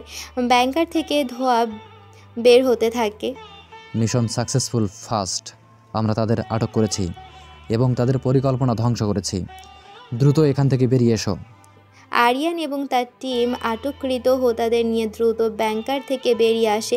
হেলিকপ্টার অপেক্ষা করছিল। তারা হেলিকপ্টারে উঠে এবং দ্রুত সেখান থেকে প্রস্থান করে। CI station. আরিয়ান এবং তার টিম স্টেশনে ফিরে আসে। আটককৃত হোতাদের দ্রুত জিজ্ঞাসাবাদের জন্য নিয়ে যাওয়া হয়। আরিয়ানের মুখে ক্লান্তির ছাপ থাকলেও চোখের সফলতার খুশি। দেশের জন্য সে একটা বিরাট বিপদ থেকে রক্ষা করেছে। স্যার, আপনি সফল। এটা একটা ঐতিহাসিক মিশন। হ্যাঁ আয়ান, কিন্তু এখনও অনেক কাজ বাকি। এই সিন্ডিকেটের বাকি নেটওয়ার্ক খুঁজে বের করতে হবে। আরিয়ান তার কেবিনে প্রবেশ করে চেয়ারে হেলান দিয়ে চোখ বন্ধ করে তার মনে পড়ে পরিবারের কথা। আজ সকালে হয়তো তারা তাকে আবারও অকর্মা বলবে, কিন্তু তারা জানে না তাদের অবহেলিত ছেলেটি আজ দেশকে এক ভয়াবহ বিপদ থেকে বাঁচিয়েছে। এই গোপন জীবনে তার আসল পরিচয়, তার আসল শক্তি। সকাল হতে আর বেশি দেরি নেই। আরিয়ান জানে তাকে আবার সে বোকা ও খ্যাত আরিয়ান সেচে পরিবারের সামনে যেতে হবে। কিন্তু আজ তার মনে এক নতুন দৃঢ়তা। সে প্রমাণ করেছে সে শুধু একজন বোকা নয়, সে একজন হিরো, একজন রিয়েল হিরো, যার মেধা আর সাহস দেশকে রক্ষা করতে পারে। এই মিশনের পর আরিয়ানের জীবন কি আরও পরিবর্তন হবে? তার গোপন পরিচয় কি কখনো প্রকাশ পাবে? ভোর হয়ে আসছে। আরিয়ান বিধ্বস্ত শরীরে চৌধুরী বাড়ির ড্রয়িং রুমে প্রবেশ করে। মুখে ক্লান্তির ছাপ স্পষ্ট, চোখের রাত জাগা রুক্তি। সে কোনো মতে নিজের রুমে পৌঁছানোর আগেই মা বাবার তীক্ষ্ণ কণ্ঠস্বর তার কানে আসে। তারা ড্রয়িং রুমেই বসা, যেন আরিয়ানের জন্য অপেক্ষা করছিল। কোথায় ছিলি এত রাত পর্যন্ত? আবার কোন আজে বাজে কাজ করছিলি? আমরা তোকে নিয়ে আর পারি না। আমাদের মান সম্মান সব ধুলোয় মিশিয়ে দিলি। আর কত? মরে যাওয়া ভালো ছিল এর থেকে। সারাদিন ঘরে পড়ে থাকিস, আর যখন বেরোবি তখন রাত করে ফিরবি। একটা অকর্ম, একটা অপদার্থ। তোকে জন্ম দিয়ে আমরা শুধু কষ্টই পেলাম। কি একটা অভিশাপ আমাদের জীবনে। তুই একটা কালো দাগ। বাবা মা, তোমরা ওকে নিয়ে এত চিন্তা করছো কেন বলো তো? ও তো একটা জঞ্জাল। ওর মতো অপয়াকে কে যে এই বাড়িতে রেখেছে? ঠিকই বলেছিস নাইমা। ওর থেকে পথের কুকুরও ভালো, অন্তত উপকার আসে। কথাগুলো আরিয়ানের বুকে গিয়ে বেঁধে। দেশের জন্য এত বড় একটা কাজ করে এসেও তাকে শুনতে হচ্ছে নির্মম কথাগুলো। তার চোখে পানি চলে আসে। সে আর এক মুহূর্ত সেখানে দাঁড়াতে পারে না। মাথা নিচু করে দ্রুত নিজে এই রুমে চলে যায়। তার পায়ের শব্দে চাপা পড়ে তার ভেতরের কান্না। রুমে ঢুকে আরিয়ান সরাসরি ওয়াশরুমে চলে যায়। দরজা বন্ধ করে আয়নার সামনে দাঁড়ায়। তার ভেতরের কষ্টটা যেন বাঁধ ভাঙা জলের মতো বেরিয়ে আসতে চায়।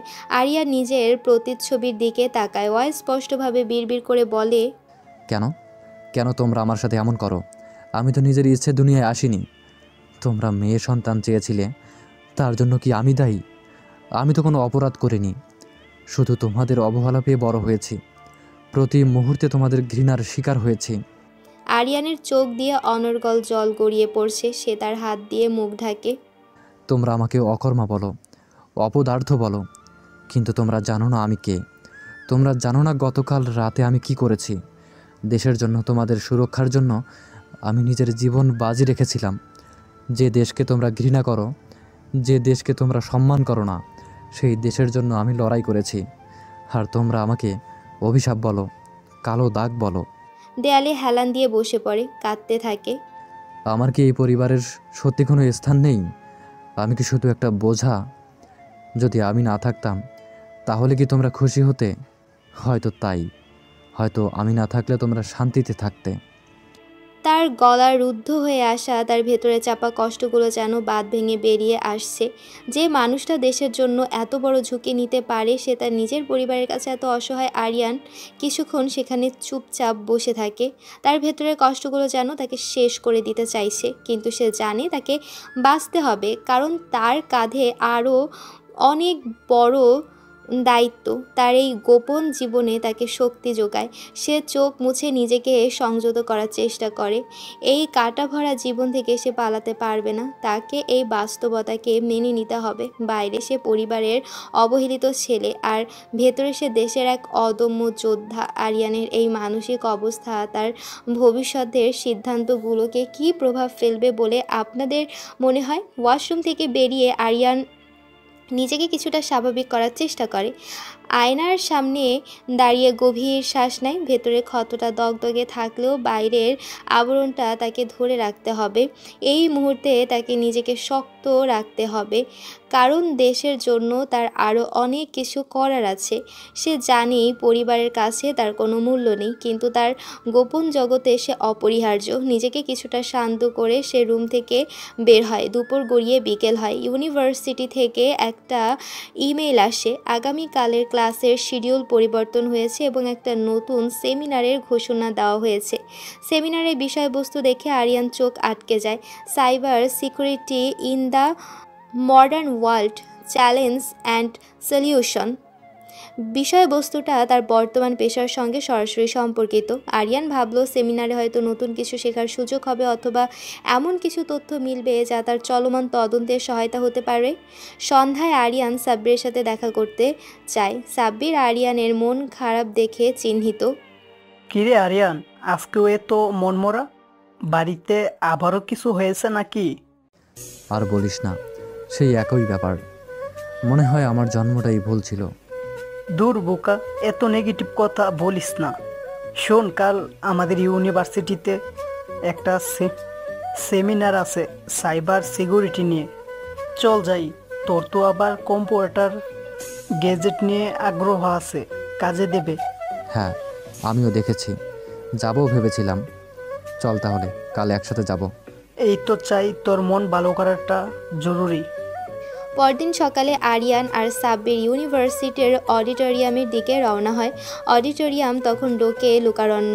সাইবার সিকিউরিটির মতো গুরুত্বপূর্ণ বিষয় হওয়ায় অনেক শিক্ষার্থী এবং বাইরের বিশেষজ্ঞরা উপস্থিত হয়েছেন। আরিয়ান আর সাব্বির পেছনের দিকে একটা ফাঁকা জায়গায় বসে। সেমিনার শুরু হয়। বেশ কয়েকজন বক্তা তাদের বক্তব্য রাখেন। আরিয়ান মনোযোগ দিয়ে সব কিছু শোনে, কারণ তার পেশাগত জীবনের জন্য এটা অত্যন্ত গুরুত্বপূর্ণ। কিন্তু আরিয়ান নতুন কিছু শুনতে পায় না। সবই তার আগে থেকে অনেক জানা আছে। ঠিক তখনই একজন নতুন বক্তাকে মঞ্চে আসার জন্য আমন্ত্রণ জানানো হয়। তার নাম ঘোষণা হতে অডিটোরিয়ামে মৃত গুঞ্জন শুরু হয়। নামটা শুনে আরিয়ান থমকে ওঠে। সাদিয়া রহমান, এই নামটা সে আগেও কোথাও শুনেছে বলে মনে হচ্ছে। মঞ্চে যখন সাদিয়া প্রবেশ করে তখন আরিয়ানের চোখে স্থির হয়ে যায়। তার বয়স খুব বেশি নয়, হয়তো আরিয়ানের চেয়েও 2-1 বছরের বড়। তার পরনে মার্জিত সালোয়ার কামিজ, চোখে একটা তীক্ষ্ণ বুদ্ধির ঝলক। তার ব্যক্তিত্বে এক অদ্ভুত দৃঢ়তা এবং আত্মবিশ্বাস। তার হাঁটার ভঙ্গিমাতেও এক ধরনের দৃঢ়তা স্পষ্ট। আরিয়ান মুগ্ধ হয়ে তাকে দেখতে থাকে। তার মনে হয় এমন বুদ্ধিমতী এবং আত্মবিশ্বাসী নারী সে এর আগে দেখেনি। আগে মঞ্চে সে মাইকের সামনে দাঁড়ায়, তবে তার কণ্ঠস্বর দৃঢ় এবং স্পষ্ট। শুভ সকাল। উপস্থিত সুধীজন, সাইবার নিরাপত্তার এমন একটা বিষয় যা আমাদের দৈনন্দিন জীবনের সাথে ওতপ্রোতভাবে জড়িয়ে আছে। আজকের দিনে যখন প্রতিটি তথ্য ডিজিটাল হচ্ছে তখন সাইবার হুমকিগুলো আরও প্রকট হচ্ছে। সাদিয়া তার বক্তব্য শুরু করে। সে অত্যন্ত সাবলীলভাবে সাইবার নিরাপত্তার জটিল বিষয়গুলো ব্যাখ্যা করে। তার শব্দ চয়ন, তার উপস্থাপনার ভঙ্গি সব কিছুই যেন আরিয়ানকে আকর্ষণ করে। সে শুধু তার সৌন্দর্যে মুগ্ধ নয়, তার জ্ঞানের গভীরতাও তাকে অবাক করে। সাদিয়া রহমান এই নামটা কেন তার কাছে এত পরিচিত লাগছে তা সে কিছুতেই মনে করতে পারে না।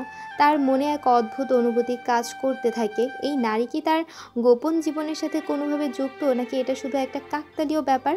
সেমিনারের এক পর্যায়ে সাদিয়া একটা নির্দিষ্ট আন্তর্জাতিক সাইবার সিন্ডিকেট নিয়ে আলোচনা শুরু করে, যার জৈব অস্ত্রের মাধ্যমে দেশের অর্থনীতিতে ক্ষতিগ্রস্ত করার চেষ্টা করছে। এই সিন্ডিকেট সম্পর্কে সাদিয়া এতটাই বিস্তারিত তথ্য দেয় যে আরিয়ান বিস্মিত হয়ে যায়। সাদিয়া তাদের কার্যক্রম, তাদের ডেটা ইনস্ক্রিপশনের পদ্ধতি, এমনকি তাদের সম্ভাব্য লক্ষ্যবস্তু নিয়েও কথা বলে। আরিয়ান সাব্বিরের কানে বলে, এই মহিলাই এত কিছু জানলো কি করে? কেন, উনি তো সাইবার এক্সপার্ট, এসব তথ্য তো ওনার জানারই কথা। কিন্তু আরিয়ান জানিয়ে তথ্যগুলো এত সাধারণ নয়, এগুলো অত্যন্ত সংবেদনশীল এবং গোপনীয়। কিছু সিআইএর মতন সংস্থাগুলোই এই বিস্তারিত তথ্য জানতে পারে। সাদিয়া রহমানের এই জ্ঞান তাকে আরও অবাক করে। তার মনে সন্দেহেও দানা বাঁধতে শুরু করে। এই সাদিয়া রহমান কি শুধু একজন সাধারণ সাইবার বিশেষজ্ঞ, নাকি তারও কোনো গোপন পরিচয় আছে? তাহলে কি সেও আরিয়ানের মতো কোনো গোপন এজেন্সির অংশ? সেমিনার শেষে প্রশ্নোত্তর পর্ব শুরু হয়। অনেক শিক্ষার্থী প্রশ্ন করে। আরিয়ান সুযোগের অপেক্ষায় থাকে। যখন তার পালা আসে সে উঠে দাঁড়ায়। ম্যাডাম, আপনার আলোচনা অসাধারণ ছিল। আমার একটা প্রশ্ন আছে। আপনি যে আন্তর্জাতিক সিন্ডিকেটের কথা বললেন, তাদের নেটওয়ার্ক কি আমাদের দেশের ভেতরে সক্রিয়? আগে আরিয়ানের দিকে তাকায়। তার চোখে এক পলকের জন্য যেন কিছু একটা ঝলক দিয়ে ওঠে। সে আরিয়ানের প্রশ্নের গভীরতা বুঝতে পারে। তোমার প্রশ্ন অত্যন্ত গুরুত্বপূর্ণ। হ্যাঁ, তাদের নেটওয়ার্ক অত্যন্ত বিস্তৃত, কিন্তু কিছু অংশ আমাদের দেশের ভেতরেও সক্রিয় এবং সেই অংশগুলো শনাক্ত করার জন্য আমাদের দেশের গোয়েন্দা সংস্থাগুলো কাজ করছে। সাদিয়ার উত্তর শুনে আরিয়ান কিছুটা নিশ্চিন্ত হয়। সাদিয়া তাকে কোনো সরাসরি উত্তর না দিলেও তার কথায় কিছু ইঙ্গিত ছিল। আরিয়ান বুঝতে পারে এই সাদিয়া রহমান হয়তো সত্যি কোনো গোয়েন্দা সংস্থায় কাজ করে। কিন্তু আরিয়ান রাগ হয়, কারণ এ বিষয়ে এমন খোলাখুলি বললে অনেকেই বুঝে ফেলবে যে সে হয়তো কোনো গোয়েন্দা গ্রুপের সদস্য। তার মনে এক অদ্ভুত শিহরণ জাগে। এতদিন সে এমন একজনকে খুঁজে পেল যে তার মতন একই জগতে বাস করে, একই রকম চ্যালেঞ্জের মুখোমুখি হয়। এই সাদিয়া রহমানের আগমন কি তার জীবনে নতুন কোনো মোড় আনবে? আন্ডারওয়ার্ল্ড থ্রিলারের এই গল্পের নতুন মোড় কি তার ব্যক্তিগত জীবনের অবহেলা আর এই পেশার গভীরতার মধ্যে সেতুবন্ধন তৈরি করবে? সেদিন বিকেলে আরিয়ান বাড়ির ছাদে বসেছিল। পশ্চিম আকাশে সূর্য ঢলে পড়েছে, তার রক্তিমা আভা ছড়িয়ে পড়েছে চারপাশে। আরিয়ানের মনটা কেমন জানি শান্ত, কিন্তু চাপা বিষাদ আচ্ছন্ন। সে নিজের দিকে তাকিয়েছিল। বাড়ির উঠান, বাগান সব কিছু যেন তার কাছে অর্থহীন মনে হচ্ছিল। এমন সময় তার ফোন বেজে ওঠে। স্ক্রিনে ভেসে ওঠা আয়ানের নাম। Hello Ayaan. Sir, good afternoon. একটু জরুরি খবর ছিল। আমাদের সাইবার টিমের হেডকে পরিবর্তন করে নতুন একজনকে নিয়োগ দেওয়া হয়েছে। নতুন একজন হঠাৎ করে? হ্যাঁ স্যার, হেড অফিস থেকে বলা হয়েছে আপনি যেন তাকে একবার যাচাই করে নেন। তার দক্ষতা এবং আনুগত্য পরীক্ষা করার প্রয়োজন। ঠিক আছে, আমি আসছি। ফোন রেখে আরিয়ান ছাদ থেকে নেমে আসে দ্রুত। বাড়ির সদর দরজার দিকে পা বাড়ায়। তার পরনে তখন সাধারণ ক্যাজুয়াল পোশাক, একটা টি শার্ট আর জিন্স। সে বাড়ির বাইরে যেতে মুখোমুখি হয় তার বাবা মা আর নাইমার। কোথায় চললি এই সন্ধ্যায়? সারাদিন তো ঘরেই পড়ে থাকিস, আর এখন আবার কোন শয়তানি করতে যাচ্ছিস? সারাদিন তো কোনো কাজ নেই, কর্ম নেই, শুধু বাইরে ঘোরাঘুরি। একটা অপদার্থ, আমাদের আর কত অপমান করবি তুই? কোথাও যাচ্ছে দেখো, নিশ্চয়ই কোনো বাজে মেয়ের পিছনে ঘুরতে। ওর দ্বারা তো ভালো কিছু হবে না। তোমরা ওকে এত কথা বলছো কেন? ওর হয়তো জরুরি কোনো কাজ আছে। যাও আরিয়ান, দেরি করো না। রিতার কথায় বাবা মা কিছুটা চুপ করে যান। আরিয়ান রিতার দিকে কৃতজ্ঞতার দৃষ্টিতে তাকিয়ে দ্রুত বাড়ি থেকে বেরিয়ে যায়। তার বুকে একরাশ কষ্ট, কিন্তু একই সাথে রিতার সামান্য সহানুভূতি তাকে কিছুটা স্বস্তি দেয়। আরিয়ান অফিসের দিকে রওনা হয়, কিন্তু আজ সে সিআইএ স্টেশন চিপের পোশাকে নেই। রাস্তায় একটা ছোট দোকানে তার চোখ আটকে যায়। সে সেখানে গিয়ে একটা কালো মাস্ক কিনে নেয়, তারপর সেটা পরে নেয়। স্টেশনের গেটে পৌঁছাতে 2 গার্ড আরিয়ানকে আটকায়। আমি এখানকার স্টাফ। আরিয়ান তখন তার সিআইডি কার্ডটা বের করে দেখায়। আইডি কার্ড দেখে গার্ডদের চোখ কপালে ওঠে। তারা সঙ্গে সঙ্গে সেলুট দিয়ে মাথা নত করে। ঠিক আছে, গেট খোলো। আরিয়ান ভেতরে প্রবেশ করে। অফিসের ভেতরেও একই অবস্থা। আরিয়ানকে সাধারণ পোশাকে এবং মাস্ক পরা দেখে প্রথমে কেউ চিনতে পারে না, কিন্তু পরক্ষণেই তাদের চোখ আরিয়ানের গলায় ঝোলানো সিআইডি কার্ডের দিকে যায়। আইডি কার্ড দেখে সবাই তড়িঘড়ি করে মাথা নত করে সম্মান জানায়। আরিয়ান কোনো দিকে না তাকিয়ে সোজা তার কেবিনে চলে যায়। কেবিনে ঢুকে এসে চেয়ারে বসে। কিছুক্ষণ পর আয়ান প্রবেশ করে। স্যার স্যার, আপনি আজকে হঠাৎ এই পোশাকে কোনো সমস্যা? তোমার এত কিছু ভেবে লাভ নেই, মূল কথায় আসো। Sorry sir. আচ্ছা, সাইবার টিমের নতুন হেডকে পাঠিয়ে দিব। আগে আমার জন্য একটা কালো চশমার ব্যবস্থা করো, তারপর তাকে আসতে বলো। আয়ান তখন চশমার জন্য চলে যায়। আপনাদের বোঝার সুবিধার জন্য জানিয়ে রাখি, আয়ানের আসল চেহারা আজ পর্যন্ত আয়ান ছাড়া অফিসের আর কেউই দেখেনি। এটা এখানকার নিয়ম। একমাত্র ডেপুটি স্টেশন চিফ ছাড়া অন্য কোনো স্টাফের চিফের চেহারা দেখার অনুমতি নেই। এ কারণে আরিয়ান সবসময় ছদ্মবেশে থাকে, যাতে তার আসল পরিচয় গোপন থাকে। কিছুক্ষণ পর আয়ান একটা কালো চশমা নিয়ে আসে। আরিয়ান চশমাটা পরে নেয়। ঠিক আছে, এবার তাকে আসতে বলো। ঠিক আছে স্যার। আয়ান নতুন সাইবার টিমের প্রধানকে আরিয়ানের কেবিনে আসতে বলে। কিছুক্ষণ পরে দরজায় মৃদু নক হয়। Sir, may I come in? সাদিয়ার কণ্ঠ শুনে আরিয়ান চমকে ওঠে। এ কণ্ঠস্বর তার চেনা লাগছে। কোথায় যেন শুনেছে, তার মনে নেই। সেই সেমিনারের দিনের কথা ভেসে ওঠে। তখনই তার মনে পড়ে যায়, এটা তো সাদিয়া রহমানের কণ্ঠ। তার চোখ বড় বড় হয়ে যায়, কিন্তু চশমার আড়ালে থাকায় সাদিয়া তা দেখতে পায় না। সাদিয়া ভেতরে প্রবেশ করে, তারপর মাথা নত করে সম্মান জানায়। আরিয়ান তাকে বসতে অনুমতি দিলে সাদিয়া বলে, স্যার, আমি কখনো ধারণাও করতে পারিনি যে আমি আপনার সাথে দেখা করতে পারবো। আমি যখন দেশের বাইরে অন্য স্টেশনে ছিলাম, তখন থেকে বাংলাদেশের স্টেশন চিফের প্রশংসা শুনেছি। উনি নাকি একাই 100। আজকে আমি তার সামনে বসে আছি। স্যার, আমি আপনার অনেক বড় ফ্যান। তো স্টেশনে এসে ফিলিংসটা কেমন? জি স্যার, অনেক ভালো লাগছে। স্যার, আমি শুনলাম আপনার কি সবসময় রাত 1টার পর স্টেশনে আসেন। সেটার কারণ কি? আজকে যেমন দিনে এসেছেন, এরকম আসলেও তো পারেন। আপনার কিন্তু একজন স্টেশন চিফকে প্রশ্ন করার কোনো পারমিশন বা রাইট নেই। এগুলো আমার পার্সোনাল বিষয়। আমি যখন স্টেশনে আসি, এটা আমার ব্যাপার। Sorry sir, I am extremely sorry. আচ্ছা, এই বিষয়টা যদিও বাদ দেই, কিন্তু আজকে আপনার বাংলাদেশে স্টেশনের প্রথম জয়নিং দিন, আর আজকেই আপনার ব্যাপারে অভিযোগ চলে এসেছে। কি বলছেন স্যার? কিসের অভিযোগ? আমি তো কিছু করিনি। আপনি ভুলে যাবেন না যে আপনি একজন সিআই অফিসার। বাইরের মানুষ জানবে যে আপনি একজন সাইবার এক্সপার্ট। তারা এটা জানবে না যে আপনি একজন সিআইএ অফিসার। স্যার, আমি তো সব রুলস ফলো করি। আমার মনে হয় না আমি কোনো ভুল করেছি। আপনার সাহস দেখে আমি অবাক হচ্ছি। আপনার সাহস কী করে হয় একজন স্টেশন চিফের সামনে নিজেকে নির্দোষ বলে দাবি করার?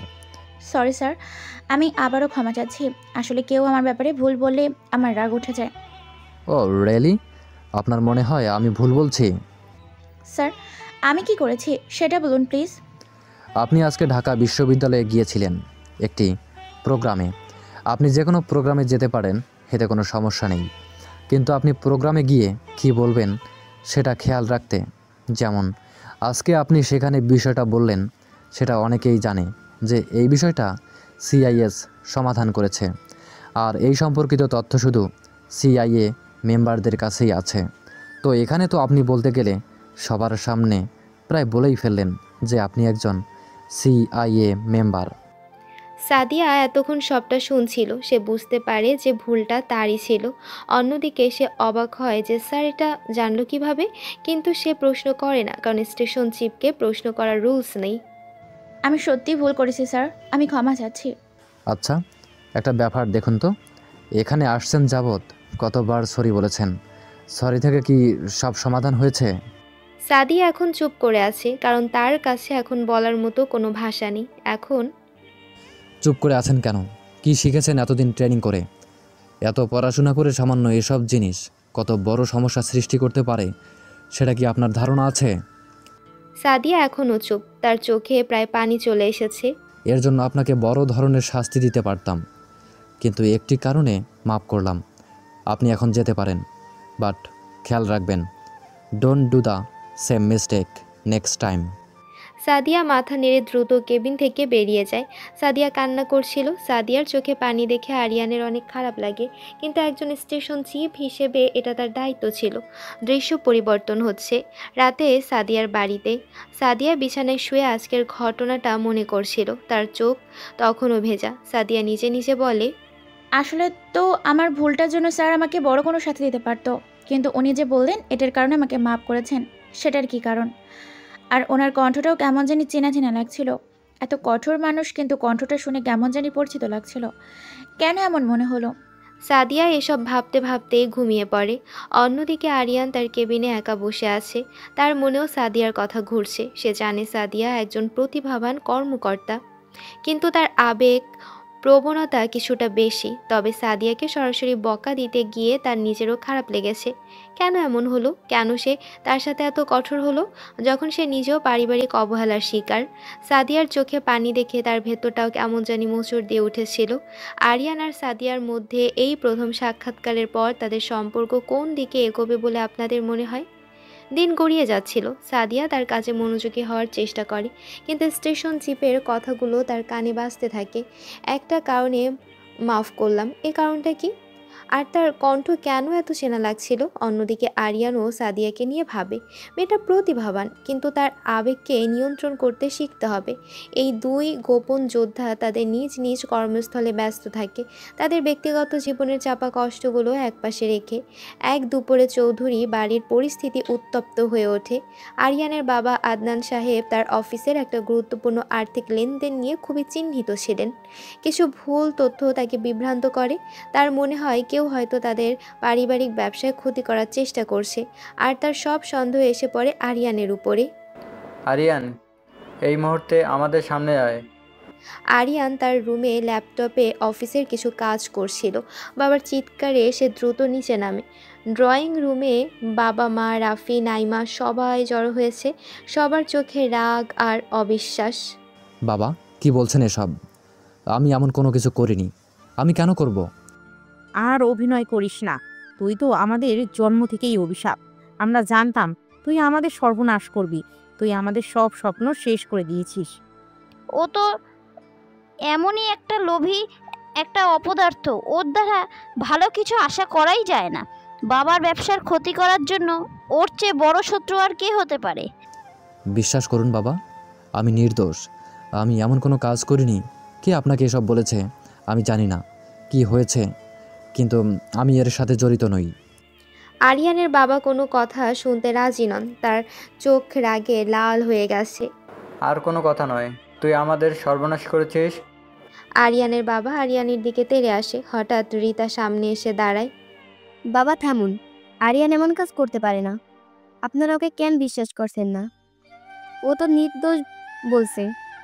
তুমি চুপ করো রিতা, তুমি সব সময় ওর পক্ষ নাও। তুমি জানো না ও কতটা খারাপ কাজ, তুমি জানো না ও কতটা খারাপ। ওকে বিশ্বাস করা মানে আমাদের নিজের পায়ে কুড়াল মারা। এই মুহূর্তে বাড়ি থেকে বেরিয়ে যা। তুই আমাদের ছেলে না। তোর মতো অপদার্থকে আমি আমার বাড়িতে এক মুহূর্তও দেখতে চাই না। আরিয়ানের বাবার চোখে মুখে ক্রোধের আগুন জ্বলছে। তিনি আরিয়ানের হাত ধরে টানতে টানতে সদর দরজার দিকে নিয়ে যান। আরিয়ান প্রতিরোধের কোনো শক্তি পায় না, তার চোখে পানি চলে আসে। বাবা, বিশ্বাস করুন, আমি নির্দোষ। আমাকে ভুল বুঝবেন না। আরিয়ানের বাবা তার কোনো কথা না শুনে দরজা খুলে তাকে ধাক্কা দিয়ে বাইরে বের করে দেন। যাও, বেরিয়ে যাও আমার বাড়ি থেকে। আজ থেকে তোর সাথে আমার কোনো সম্পর্ক নেই। দরজা সশব্দে বন্ধ হয়ে যায়। আরিয়ান দরজার বাইরে দাঁড়িয়ে থাকে।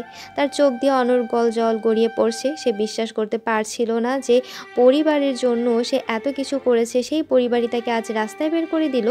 সন্ধ্যা নেমে এসেছে, চারদিক অন্ধকার। আরিয়ানের মনে হয় তার জীবনের সব আলো নিভে গেছে। এই মুহূর্তে তার যাওয়ার কোনো জায়গা নেই। দেশের জন্য একজন হিরো, কিন্তু নিজের পরিবারের কাছে সে একজন বহিষ্কৃত, একজন অবাঞ্ছিত। আরিয়ান এখন কি করবে? সে কোথায় যাবে? দর্শক মনোযোগ দিয়ে গল্প শুনতে থাকুন। সামনে আপনাদের জন্য আগুন কিছু অপেক্ষা করছে। আরিয়ান তখন রাস্তার পাশে বসে কাঁদছিল। তার কাঁধে দুটো নিচু হয়ে গেছে, যেন পৃথিবীর সমস্ত ভার তার উপর এসে পড়েছে। চোখের জল বাদ মানছে না। সন্ধ্যা ঘনিয়ে গভীর রাত। শহরের নিয়ন আলোতেও তার ভেতরের অন্ধকার ঢাকা পড়ছে না। তখন একটা কালো গাড়ি তার পাশ দিয়ে যাচ্ছিল। গাড়ির ভেতরে বসা ছিল সাদিয়া। সে হঠাৎ রাস্তার পাশে একজন যুবককে বসে কাঁদতে দেখে। প্রথম দেখাতেই তার মনে হয় মুখটা চেনা চেনা। গাড়িটা কিছু দূর এগিয়ে যায়, কিন্তু সাদিয়ার মনে খচখচ করতে থাকে। সে ড্রাইভারকে গাড়ি থামাতে বলে। এই যে ড্রাইভার, গাড়ি থামান তো। আমার মনে হচ্ছে ওই লোকটাকে আমি চিনি। সাদিয়া দ্রুত গাড়ি থেকে নামে। রাত প্রায় একটা, নির্জন রাস্তা। সে আরিয়ানের দিকে এগিয়ে যায়। এই যে তুমি, ওই দিন ভার্সিটির সেই ছেলেটা না যে আমাকে প্রশ্ন করেছিলে? আরিয়ান মুখ তুলে তাকায়। সাদিয়াকে সামনে রেখে সে চমকে যায়। তার চোখে তখনও জলে ভেজা, অশ্রুধারা গাল বেয়ে নামছে। দিনের বেলায় সে যে CIA স্টেশন চিপ, রাতের আধারে সেই পরিচয়ে সম্পূর্ণ ঢাকা পড়ে গেছে। জি আমি। তুমি কাঁদছো কেন? না আপু, তেমন কিচ্ছু না। মিথ্যে বলো না, বলো আমাকে কেন কাঁদছিলে? সরি আপু, সব কিছু সবাইকে বলা যায় না। আচ্ছা সেটা না হয় বলো না, এটা বলো এত রাতে বাইরে বসে আছো কেন? আপু আমি তো বললাম সব কিছু সবাইকে বলা যায় না। থাক, তোমার আর কিছু বলা লাগবে না। তুমি তোমার বাবা মায়ের নাম্বার দাও, আমি যোগাযোগ করব। আমার বাবা মা বলতে কেউ নেই। আমি এভাবেই ঘুরে ঘুরে নিজের দিন কাটিয়ে দেই। এবার তো আপনি যান প্লিজ। আরিয়ানের কথা শুনে সাদিয়া কিছুটা থমকে যায়। তার খুব খারাপ লাগে। তার মনে পড়ে তার নিজের শৈশবের কথা, যখন সেও একাকিত্ব অনুভব করত।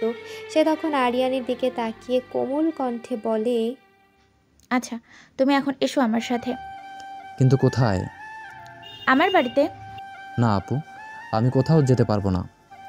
এত কথা বলো না, চলো।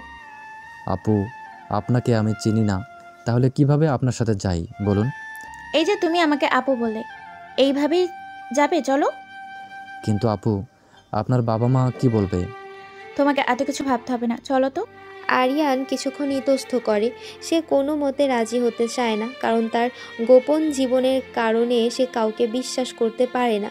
কিন্তু সাদিয়ার জোরাজুরি আর তার অসহায় অবস্থা তাকে শেষ পর্যন্ত রাজি হতে বাধ্য করে। সাদিয়া তখন আরিয়ানের হাত ধরে আলতো করে টেনে তাকে গাড়িতে বসায়। গাড়ি চলতে শুরু করে। আরিয়ান জানে না সে কোথায় যাচ্ছে, কিন্তু তার মনে এক অদ্ভুত প্রশান্তি আসে। অন্তত এই মুহূর্তে সে একা নয়। অচেনা নারীর আশ্রয় কি তার জীবনে এক নতুন দিগন্ত উন্মোচন করবে, নাকি এই নতুন সম্পর্ক তার গোপন জীবনের মতোই জটিলতায় পূর্ণ হবে? আরও যা যা প্রশ্ন আছে সবগুলোর উত্তর সামনে অপেক্ষা করছে। চলুন এগিয়ে যাই। গাড়ি এসে একটা বহুদল বিল্ডিংয়ের সামনে থামে। সাদিয়া গাড়ি থেকে নামে আর আরিয়ান চুপচাপ তাকে অনুসরণ করে। বিল্ডিংয়ের গেট দিয়ে প্রবেশ করে তারা লিফটের দিকে যায়। লিফট 7 তলায় এসে থামে। আগে লিফট থেকে নেমে একটা নির্দিষ্ট দরজার সামনে এসে চাবি দিয়ে রুম আনলক করে ভেতরে ঢোকে আরিয়ান। বাইরে দাঁড়িয়ে থাকে দ্বিধাগ্রস্ত। কি হলো, বাইরে দাঁড়িয়ে আছো কেন? ভেতরে এসো। আরিয়ান ভেতরে প্রবেশ করে। ফ্ল্যাটটা অনেক বড়, বেশ পরিপাটি এবং আধুনিক। আপনি কি এখানে একাই থাকেন? হ্যাঁ আমি একাই থাকি। আপনার বাবা মা কোথায়? সাদিয়ার কথা শুনে আরিয়ান কিছুক্ষণের জন্য থমকে যায়। সরি আপু, আমি আসলে বুঝতে পারিনি। আরে চুপ করো তো, এখন বলো কি খাবে, আমি তোমার জন্য রান্না করব। আপনি যা রান্না করবেন তাই খাবো। আচ্ছা ঠিক আছে, কিন্তু 1 মিনিট, এখনো তোমার নামটাই জানা হলো না। তোমার নাম কি?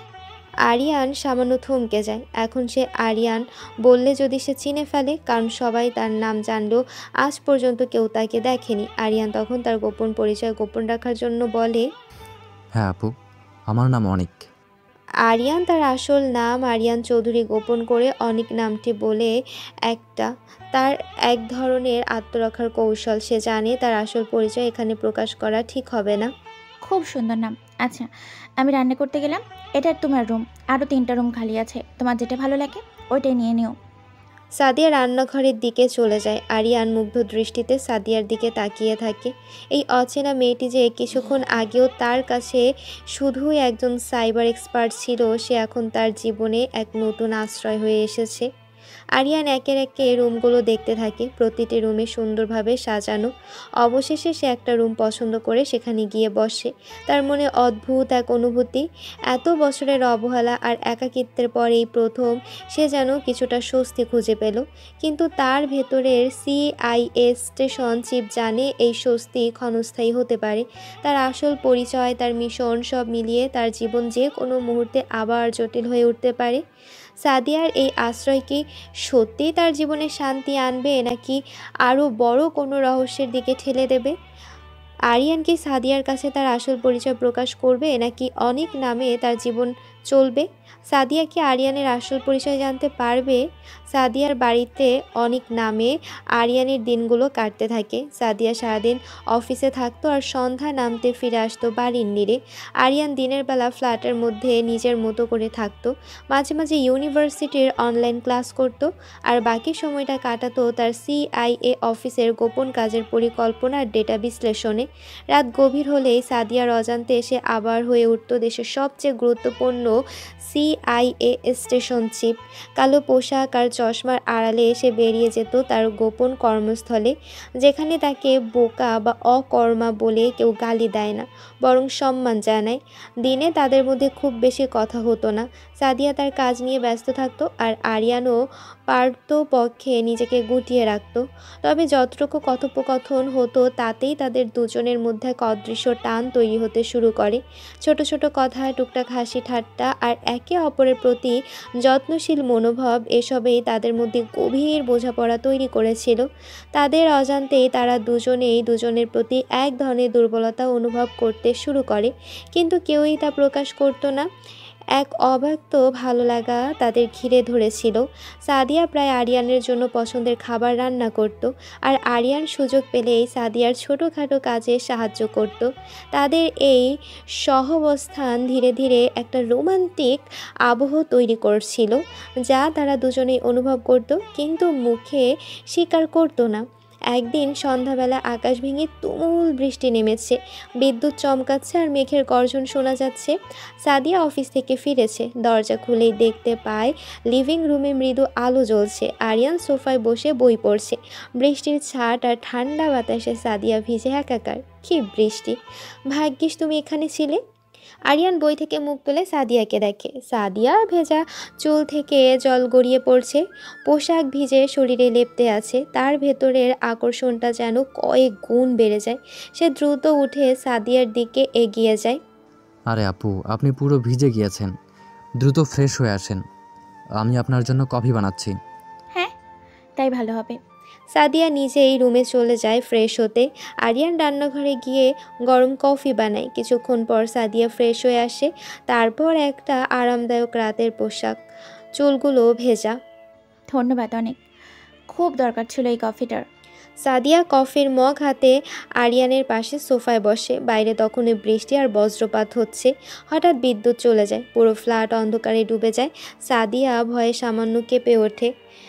এই বুঝে গেল বিদ্যুৎ। নিলয় দ্রুত তার ফোনের ফ্ল্যাশলাইট অন করে।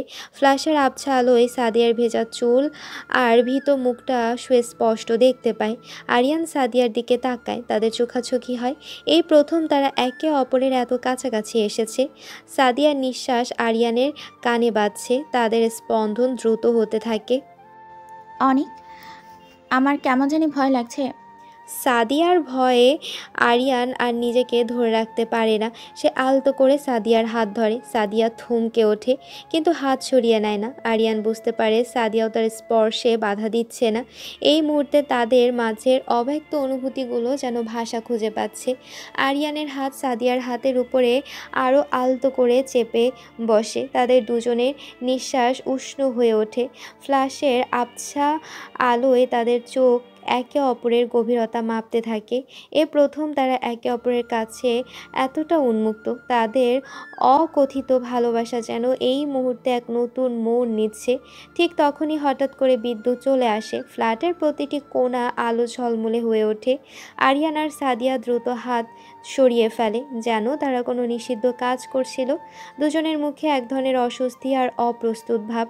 তাদের চোখ একে অপরের দিকে তাকিয়ে থাকলেও মুখে কোনো কথা নেই। এই রোমান্টিক পরিস্থিতিটা আকর্ষণীয় আলোর ঝলকানিতে ভেঙে যায়, কিন্তু তাদের হৃদয়ে যে নতুন অনুভূতির বীজ বুনে গেছে তা কি আর মুছে ফেলা যাবে?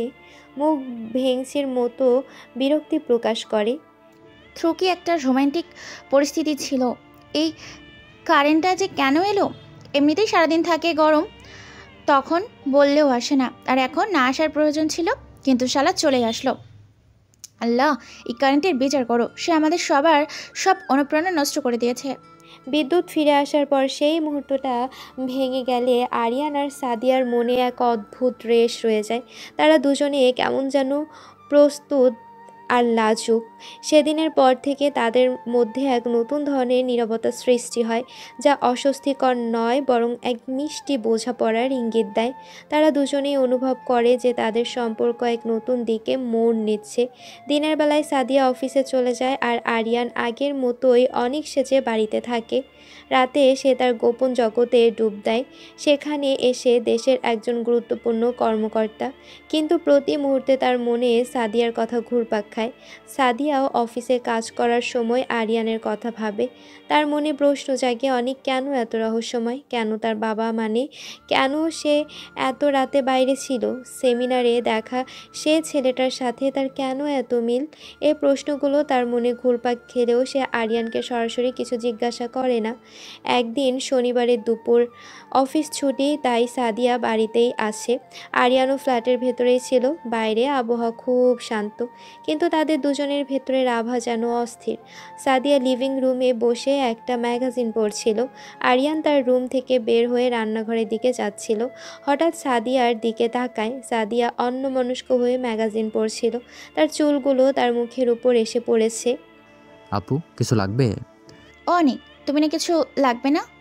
সাদিয়া ম্যাগাজিনটা বন্ধ করে। আরিয়ান তার পাশে সোফায় এসে বসে। তাদের মধ্যে এক নীরবতা নেমে আসে। এই নীরবতা যেন তাদের অকথিত অনুভূতিগুলো আরও তীব্র করে তোলে। অনেক, তুমি কি সারাদিন এইভাবেই ঘরে থাকো? তোমার কি বোরিং লাগে না? না, তেমন না, আমার অভ্যাস হয়ে গেছে। আর তাছাড়া এখন তো আপনিও আছেন। আরিয়ানের শেষ কথাটা শুনে সাদিয়ার মুখে হালকা হাসি ফোটে। তার চোখ আরিয়ানের দিকে যায়। তাদের দৃষ্টি আবার একে অপরের সাথেই মিলে যায়। অনেক, তোমার সাথে আমার একটা কথা ছিল। সাদিয়া কথাটা শেষ করার আগে হঠাৎ একটা তীব্র বাতাস জানালা দিয়ে প্রবেশ করে, আর টেবিলের উপর রাখা একটা কাচের ফুলদানি নিচে পড়ে যাওয়ার উপক্রম হয়। সাদিয়া সেটা ধরতে হাত বাড়ায়, কিন্তু তার আগে আরিয়ান দ্রুত হাত বাড়িয়ে ফুলদানিটা ধরে ফেলে। এই আকস্মিকতায় তাদের হাত একে অপরের উপর এসে পড়ে। ফুলদানিটা রক্ষা পেলেও তাদের হাতের উষ্ণ স্পর্শে দুজনের শরীর এক শিহরণ খেলে যায়। সাদিয়ার হাত এখনও আরিয়ানের হাতের নিচে। তাদের চোখে একে অপরের দিকে স্থির। সাদিয়ার শ্বাস প্রশ্বাস দ্রুত হতে শুরু করে। আরিয়ানের স্পন্দন যেন তার বুকের পাঁজর ভেঙে বেরিয়ে আসতে চাইছে। তাদের এত কাছাকাছি আসা যেন এক অনিবার্য আকর্ষণ। সাদিয়ার ঠোঁট সামান্য কেঁপে ওঠে, যেন সে কিছু বলতে চাইছে। আরিয়ান তার চোখের গভীরে তাকায়, যেখানে অজানা এক আবেদন খেলা করছে। এই মুহূর্তটা যেন স্থির হয়ে গেছে। বাইরে সব কোলাহল যেন থেমে গেছে। শুধুমাত্র তাদের দুজনের নীরব অনুভূতিগুলো সব কথা বলছে। ঠিক তখনই সাদিয়ার ফোনের অ্যালার্ম বেজে ওঠে, যা তাকে একটা জরুরি কলের কথা মনে করিয়ে দেয়। অ্যালার্মের শব্দে তারা দুজনেই চমকে ওঠে। তাদের রোমান্টিক পরিস্থিতিটা ভেঙে যায়। সাদিয়া দ্রুত তার হাত সরিয়ে নেয়, আর আরিয়ানও কিছুটা অপ্রস্তুত হয়ে বসে পড়ে। তারা দুজনেই আবার চোখ নামিয়ে নেয়, মুখে সেই চেনা অস্বস্তি আর লাজুকতা। কিন্তু এই স্পর্শ, এই নীরবতা, এই মুহূর্তটা তাদের মনে এক গভীর ছাপ ফেলে যায়, যা তারা চাইলেও হয়তো ভুলতে পারবে না। তাদের অকথিত ভালোবাসার গল্প যেন নতুন করে শুরু হলো। এ ঘটনার পর সাদিয়া কি আরিয়ানকে নিয়ে কোনো গোপন তদন্ত শুরু করবে, নাকি তাদের সম্পর্ক আরও গভীর হবে? কত আশা করেছিলাম তাদের মধ্যে কোনো রিলেশন হওয়ার আগেই হয়তো তাদের মধ্যে সেটা হয়ে হয়ে যাবে, কিন্তু আর হলো কোথায়? সাদিয়ার বাড়িতে আরিয়ান আর সাদিয়ার দিনগুলো কেমন এক অদ্ভুত ভালোবাসার আবহে কাটছিল। তার একে অপরের প্রতি এক অজানা টানে বাধা পড়ছিল, যদিও কেউ তা মুখে প্রকাশ করছিল না। অন্যদিকে চৌধুরী পরিবারের ড্রয়িং রুমে সেদিন সন্ধ্যা নেমেছিল অন্য এক আবহনীয়। সবাই গল্পগুজব করছিল, হাসি ঠাট্টা চলছিল, কিন্তু আরিয়ানের কথা কারো মনেই ছিল না, একমাত্র রিতা ছাড়া। সে চুপচাপ সবার আড্ডা দেখছিল, আর তার মনে কেবল আরিয়ানের কথাই ঘুরছিল। ঠিক তখনই আদনান সাহেবের ফোন বেজে ওঠে। স্ক্রিনে ম্যানেজার নামটা দেখে তিনি বিরক্ত হয়ে ফোন ধরেন। ওপাশ থেকে ম্যানেজারের কথাগুলো শুনে আদনান সাহেব যেন আকাশ থেকে পড়েন। ম্যানেজারের কথা শেষ হতে আদনান সাহেব থমকে দাঁড়িয়ে যান, তার মুখ ফ্যাকাশে হয়ে যায়। বাড়ির সবাই অবাক হয়ে তার দিকে তাকিয়ে থাকেন। বাবা কি হয়েছে? তুমি এমন থমকে গেলে কেন? আদনান চৌধুরী কাঁপতে কাঁপতে সব কিছু খুলে বলেন। তার কথা শেষ হতেই আরিয়ানের মা কান্নায় ভেঙে পড়েন। ও আল্লাহ, আমি কি করলাম? আমার ছেলেটা নির্দোষ ছিল। আমি ওকে ভুল বুঝেছি, ওকে বাড়ি থেকে বের করে দিয়েছি। মা শান্ত হও, ওটা তো আমরা জানতাম না। যদিও নাইমার কণ্ঠে এক ধরনের অনুশোচনা ছিল, সেটা ছিল নিজের ভুলের জন্য নয়, বরং পরিস্থিতি সামলানোর জন্য। আদনান সাহেব তখনও থমকে আছে, যেন তার মাথার উপর আকাশ ভেঙে পড়েছে। রিতা তখন চুপচাপ সব কিছু শুনছিল। এবার সে আর নিজেকে সামলাতে পারে না, তার চোখে আগুন ঝরে। আপনারা এখন কাঁদছেন কেন? যখন আরিয়ানকে মারছিলেন, যখন তাকে অভিশাপ অকম্য অপদার্থ বলে গালি দিচ্ছিলেন, তখন আপনাদের এই কান্না কোথায় ছিল? আপনারা তো ওকে তিল তিল করে শেষ করে দিচ্ছিলেন। যখন ও কাকুতি মিনতি করে বলছিল আমি নির্দোষ, তখন কেন শুনেননি ওর কথা? কেন বিশ্বাস করেননি ওকে? রিতার কথা শুনে সবাই মাথা নিচু করে ফেলে, তাদের মুখে অনুশোচনা আর গভীর দুঃখ ফুটে ওঠে। রিতা আরও কিছু বলতে যাবে, ঠিক তখনই আদনান সাহেবের ফোন আবার বেজে ওঠে। কে ফোন দিয়েছে? স্পিকারে দাও। আদনান সাহেব ফোন ধরে স্পিকারে দেন। ওপাশ থেকে প্রিন্সিপালের কণ্ঠ শোনা যায়। হ্যালো আদনান সাহেব, ভালো আছেন? জি স্যার, ভালো আছি। আপনি কেমন আছেন? আমি ভালো আছি। আপনাকে একটি গুড নিউজ দেওয়ার জন্য কল দিয়েছি। আপনার এক সন্তান তো আমার ভার্সিটি থেকেই পড়ে গিয়েছে, আরেকজন ফাইনাল ইয়ারে পড়েছে, কিন্তু কেউ এত ভালো কিছু করতে পারেনি। আপনার ছোট ছেলে আরিয়ান এবার পুরো ভার্সিটির মধ্যে টপ করেছে। সব বিষয়ে তার ফলাফল অসাধারণ। আপনাকে অনেক অনেক অভিনন্দন। প্রিন্সিপাল স্যার কল কাটার আগে আরিয়ানের মা আবার কান্নায় ভেঙে পড়েন। আমার ছেলে নির্দোষ ছেলে। তাকে আমি কি করেছি, কি বলেছি? ও আল্লাহ, আমার বাপের ক্ষমা নেই। আমি ওকে ঘর থেকে বের করে দিলাম। নিজের হাতে নিজের ছেলেকে পথে বসালাম। আমি এক অপরদত্ত বাবা। আমাকে ক্ষমা করে দাও বাবা, আমাকে ক্ষমা করে দাও। আমিও ওকে কত কথা শুনিয়েছি, ও কত কষ্ট পেয়েছে। আমাদের ভুলের ক্ষমা করো আরিয়ান। আমি ওকে এত বিদ্রূপ করেছি, ও যে এত মেধাবী তা আমরা বুঝতেই পারিনি। আমার বাপের প্রায়শ্চিত্ত নেই। প্রিন্সিপাল স্যার কল কেটে দেন। আদনান সাহেব তখনও থমকে আছে। হঠাৎ তিনি মাথায় হাত দিয়ে সোফায় বসে পড়েন। তার মুখ দিয়ে কোনো কথা বের হয় না। রাফি তার বাবাকে সান্ত্বনা দেয়, নাইমা আরিয়ানের মাকে সান্ত্বনা দেয়। আপনারা হয়তো জানেনও না, আপনারা ওকে বাড়ি থেকে বের করে দেওয়ার পর ও কোথায় গিয়েছে। আপনারা তো কখন ওর পড়াশোনার খরচ পর্যন্ত দিননি।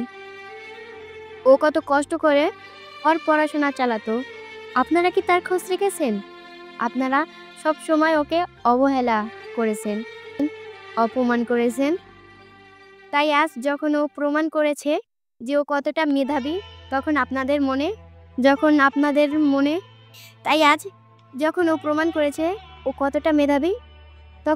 মনে অনুশোচনা জাগছে।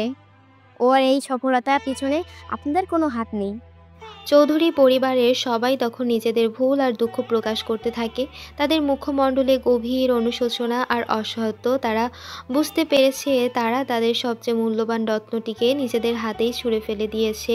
অন্যদিকে সাদিয়ার বাড়িতে আরিয়ান তার ফলাফল জেনে খুশিতে আত্মহারা। সে দ্রুত তার ফোন বের করে ইউনিভার্সিটির ওয়েবসাইট চেক করে। হ্যাঁ, এটাই সত্যি, সে পুরো ভার্সিটিতে টপ করেছে। তার এত দিনকার পরিশ্রম, তার মেধা, সব কিছু ওর আজ স্বীকৃতি স্বীকৃতি মিলেছে।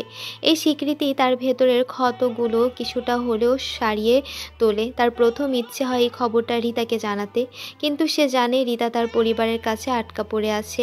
তার মনে হয় আজ যদি তার পরিবার তার পাশে থাকতো তাহলে এই আনন্দটা আরও পূর্ণতা পেত।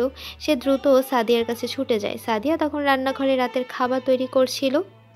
সাদিয়া আপু, শুনছেন? আমার রেজাল্ট বেরিয়েছে। আমি ফার্স্ট হয়েছি। পুরো ভার্সিটিতে আমি টপ করেছি।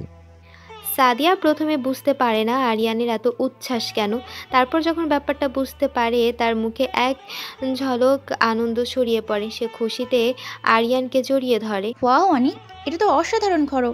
ওয়াও অনি, এটা তো অসাধারণ খবর। আমি জানতাম তুমি পারবে। আমি তোমার জন্য গর্বিত। সাদিয়ার অকণ্ঠ সমর্থন আর আলিঙ্গনে আরিয়ান যেন এক নতুন জগতে প্রবেশ করে।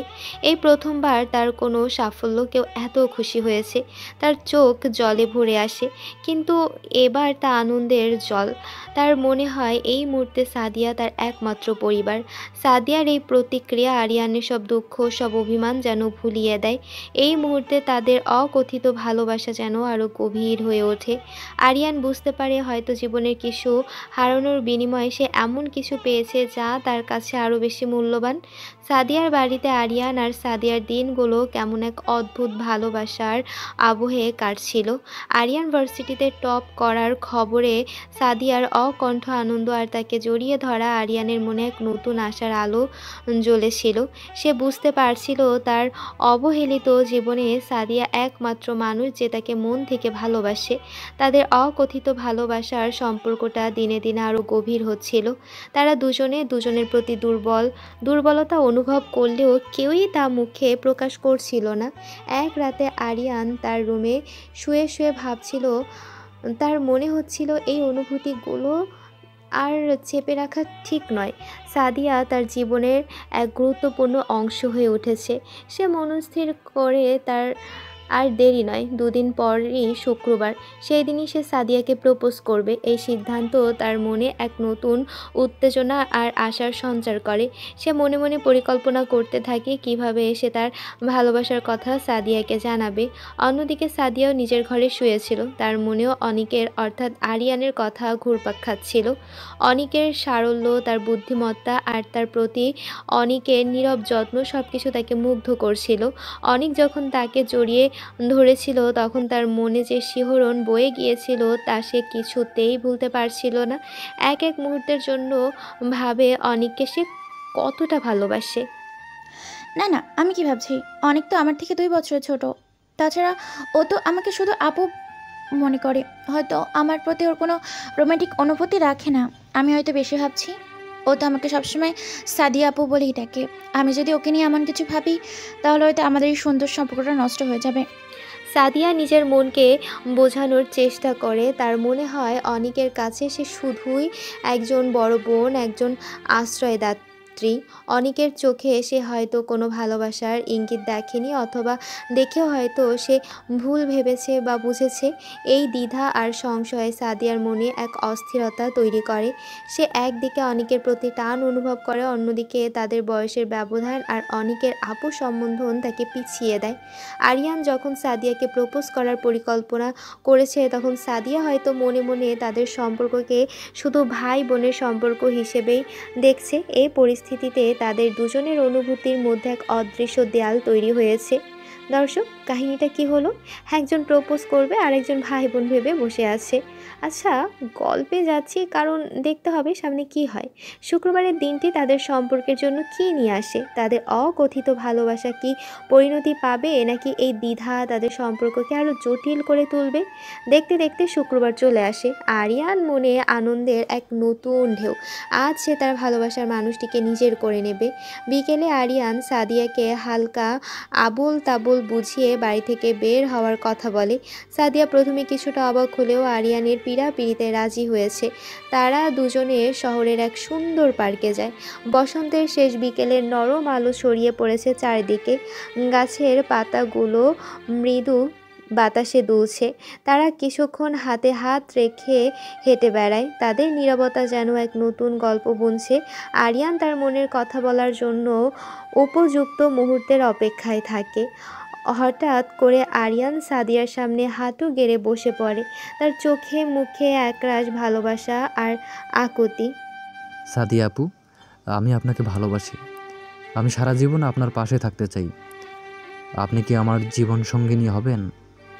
আরিয়ানের এমন হঠাৎ প্রস্তাবে সাদিয়া চমকে যায়। তার মুখে বিস্ময় আর লজ্জা। রক্তিমা সে এক মুহূর্তের জন্য স্তব্ধ হয়ে যায়। অনেক তুমি এসব কি বলছো? তুমি আমার ছোট, তাছাড়া সমাজ এটা মেনে নেবে না। সাদিয়া আপু, ভালোবাসা কি বয়স দেখে হয়? সমাজ তো আমাকে কখনো মেনে নেয়নি। তারা তো আমাকে ঘর থেকে বের করে দিয়েছে। আপনি একমাত্র মানুষ যিনি আমাকে আশ্রয় দিয়েছেন, ভালোবেসেছেন। আপনার ভালোবাসা ছাড়া আমার কোনো অস্তিত্ব নেই।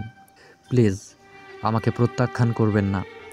আরিয়ানের আকুতি আর চোখের জল সাদিয়ার মনকে ছুঁয়ে যায়। তার ভেতরে দ্বিধা কিছুটা হলেও কমে আসে। সে বুঝতে পারে অনিকের ভালোবাসা কতটা গভীর। কিন্তু অনেক, আমি এমন সম্পর্কে বিশ্বাসী নই। আমার কখনো প্রেম করার কোনো ইচ্ছেই ছিল না, কারণ এগুলো হারাম সম্পর্ক। আরিয়ান সাদিয়ার হাত আরও শক্ত করে ধরে বলে, তাহলে চলো বিয়ে করে ফেলি, আজকে এখনই। আরিয়ানের এমন সাহসী প্রস্তাবে সাদিয়া আবারও চমকে যায়। তার মুখে লজ্জা আর দ্বিধার এক মিশ্র অনুভূতি। সত্যি বিয়ে করবে? হ্যাঁ চলো, আজকে এখনই বিয়ে করব। আমি আর এক মুহূর্ত অপেক্ষা করতে পারছি না। আচ্ছা ঠিক আছে, চলো। আরিয়ানের মুখে একরাশ আনন্দ ফুটে ওঠে। সে দ্রুত উঠে দাঁড়ায় এবং সাদিয়ার হাত ধরে। তারা দুজনেই পার্কে থাকা একটা নিরিবিলি খোলা জায়গায় বসে। আরিয়ান সাদিয়ার দিকে তাকায়, তার চোখে এক নতুন দৃঢ়তা। আমরা তো কিছুক্ষণ পর হয়তো স্বামী স্ত্রী হয়ে যাব, কিন্তু তার আগে আমি আপনাকে কিছু কথা বলতে চাই। হ্যাঁ বলো, কি বলবে? আরিয়ান তখন সাদিয়াকে নিজের জীবনের সব গল্প বলতে শুরু করে। তার জন্ম থেকে শুরু করে পরিবারের অবহেলা, বাবা মায়ের কটু কথা, নাইমা রাফির বিদ্রূপ, এমনকি সেদিন যে তাকে বাড়ি থেকে বের করে দেওয়া হয়েছিল, সব কিছু খুলে বলে সে বলে কিভাবে সে একা একা পড়াশোনা চালিয়েছে, কিভাবে তার জীবনের প্রতিটি পদে তাকে সংগ্রাম করতে হয়েছে। সে শুধু তার CIA স্টেশন চিফ হওয়ার কথা এবং তার আসল নাম গোপন রাখে। আমার মনে হয়েছিল এই পৃথিবীতে আমার কোনো জায়গা নেই, আমি শুধু একটা বোঝা। কিন্তু আপনি আসার পর থেকে আমার মনে হয়েছে আমার একটা আশ্রয় আছে। আরিয়ানের জীবনের করুণ গল্প শুনে সাদিয়ার চোখে জলে ভরে আসে। সে আরিয়ানের হাত ধরে আলতো করে, তারপর তাকে নিজের দিকে টেনে বুকে জড়িয়ে ধরে। চলো আমরা বিয়ে করে নিই। আমি আর কখনো তোমাকে কোনো কষ্ট পেতে দিব না। তুমি একা না অনেক, আমি সবসময় তোমার পাশে থাকবো। সাদিয়ার কথায় আরিয়ানের মনে নতুন শান্তি আসে। তার দীর্ঘদিনের কষ্টগুলো যেন সাদিয়ার আলিঙ্গনে কিছুটা হালকা হয়। তারা দুজনেই উঠে দাঁড়ায়। তাদের মনে এখন আর কোনো দ্বিধা নেই, শুধু একে অপরের প্রতি নির্ভরতার ভালোবাসা। তারা সরাসরি কাজী অফিসে যায়। সেখানে খুব সাদামাটাভাবে তাদের বিয়ে সম্পন্ন হয়। কাজী অফিস থেকে বেরিয়ে তারা দুজনই একে অপরের দিকে তাকায়। তাদের চোখে মুখে এক নতুন জীবনের গল্প। বিশ্বাস করতে পারছি না আমরা এখন স্বামী স্ত্রী। হ্যাঁ অনেক, এবার থেকে আর কোনো কষ্ট নেই, শুধু আমরা দুজন। সাদিয়া আপু, মানে সাদিয়া, ধন্যবাদ। আপু বলা বন্ধ করে এখান থেকে, আমি শুধু তোমার সাদিয়া। তারা দুজনেই দুজনের হাত ধরে একে অপরের দিকে তাকিয়ে হাসে। রাত তখন গভীর। শহরের আলো ঝলমলে রাজপথ ধরে তারা বাড়ির দিকে হাঁটা শুরু করে। তাদের নতুন জীবনের যাত্রা সবে শুরু হলো। এই নতুন সম্পর্ক তাদের গোপন জীবনকে কতটা প্রভাবিত করবে, আর এই দাম্পত্য জীবনে কি তাদের কোনো নতুন চ্যালেঞ্জের মুখোমুখি হতে হবে? আরিয়ান আর সাদিয়া এই নতুন জীবন কোন দিকে মোড় নেবে? তাদের গোপন পরিচয় কি কখনো একে অপরের কাছে প্রকাশ পাবে? আরিয়ান তো সাদিয়ার পরিচয় জানে, কিন্তু সাদিয়াকে আরিয়ানের পরিচয় জানতে পারবে? কাজী অফিস থেকে বেরিয়ে আরিয়ান আর সাদিয়া এক নতুন জীবনের স্বপ্ন চোখে নিয়ে বাড়ির দিকে হাঁটা শুরু করে। শহরের রাত তখন আরও গভীর, কিন্তু তাদের মনে নতুন ভরে গেল।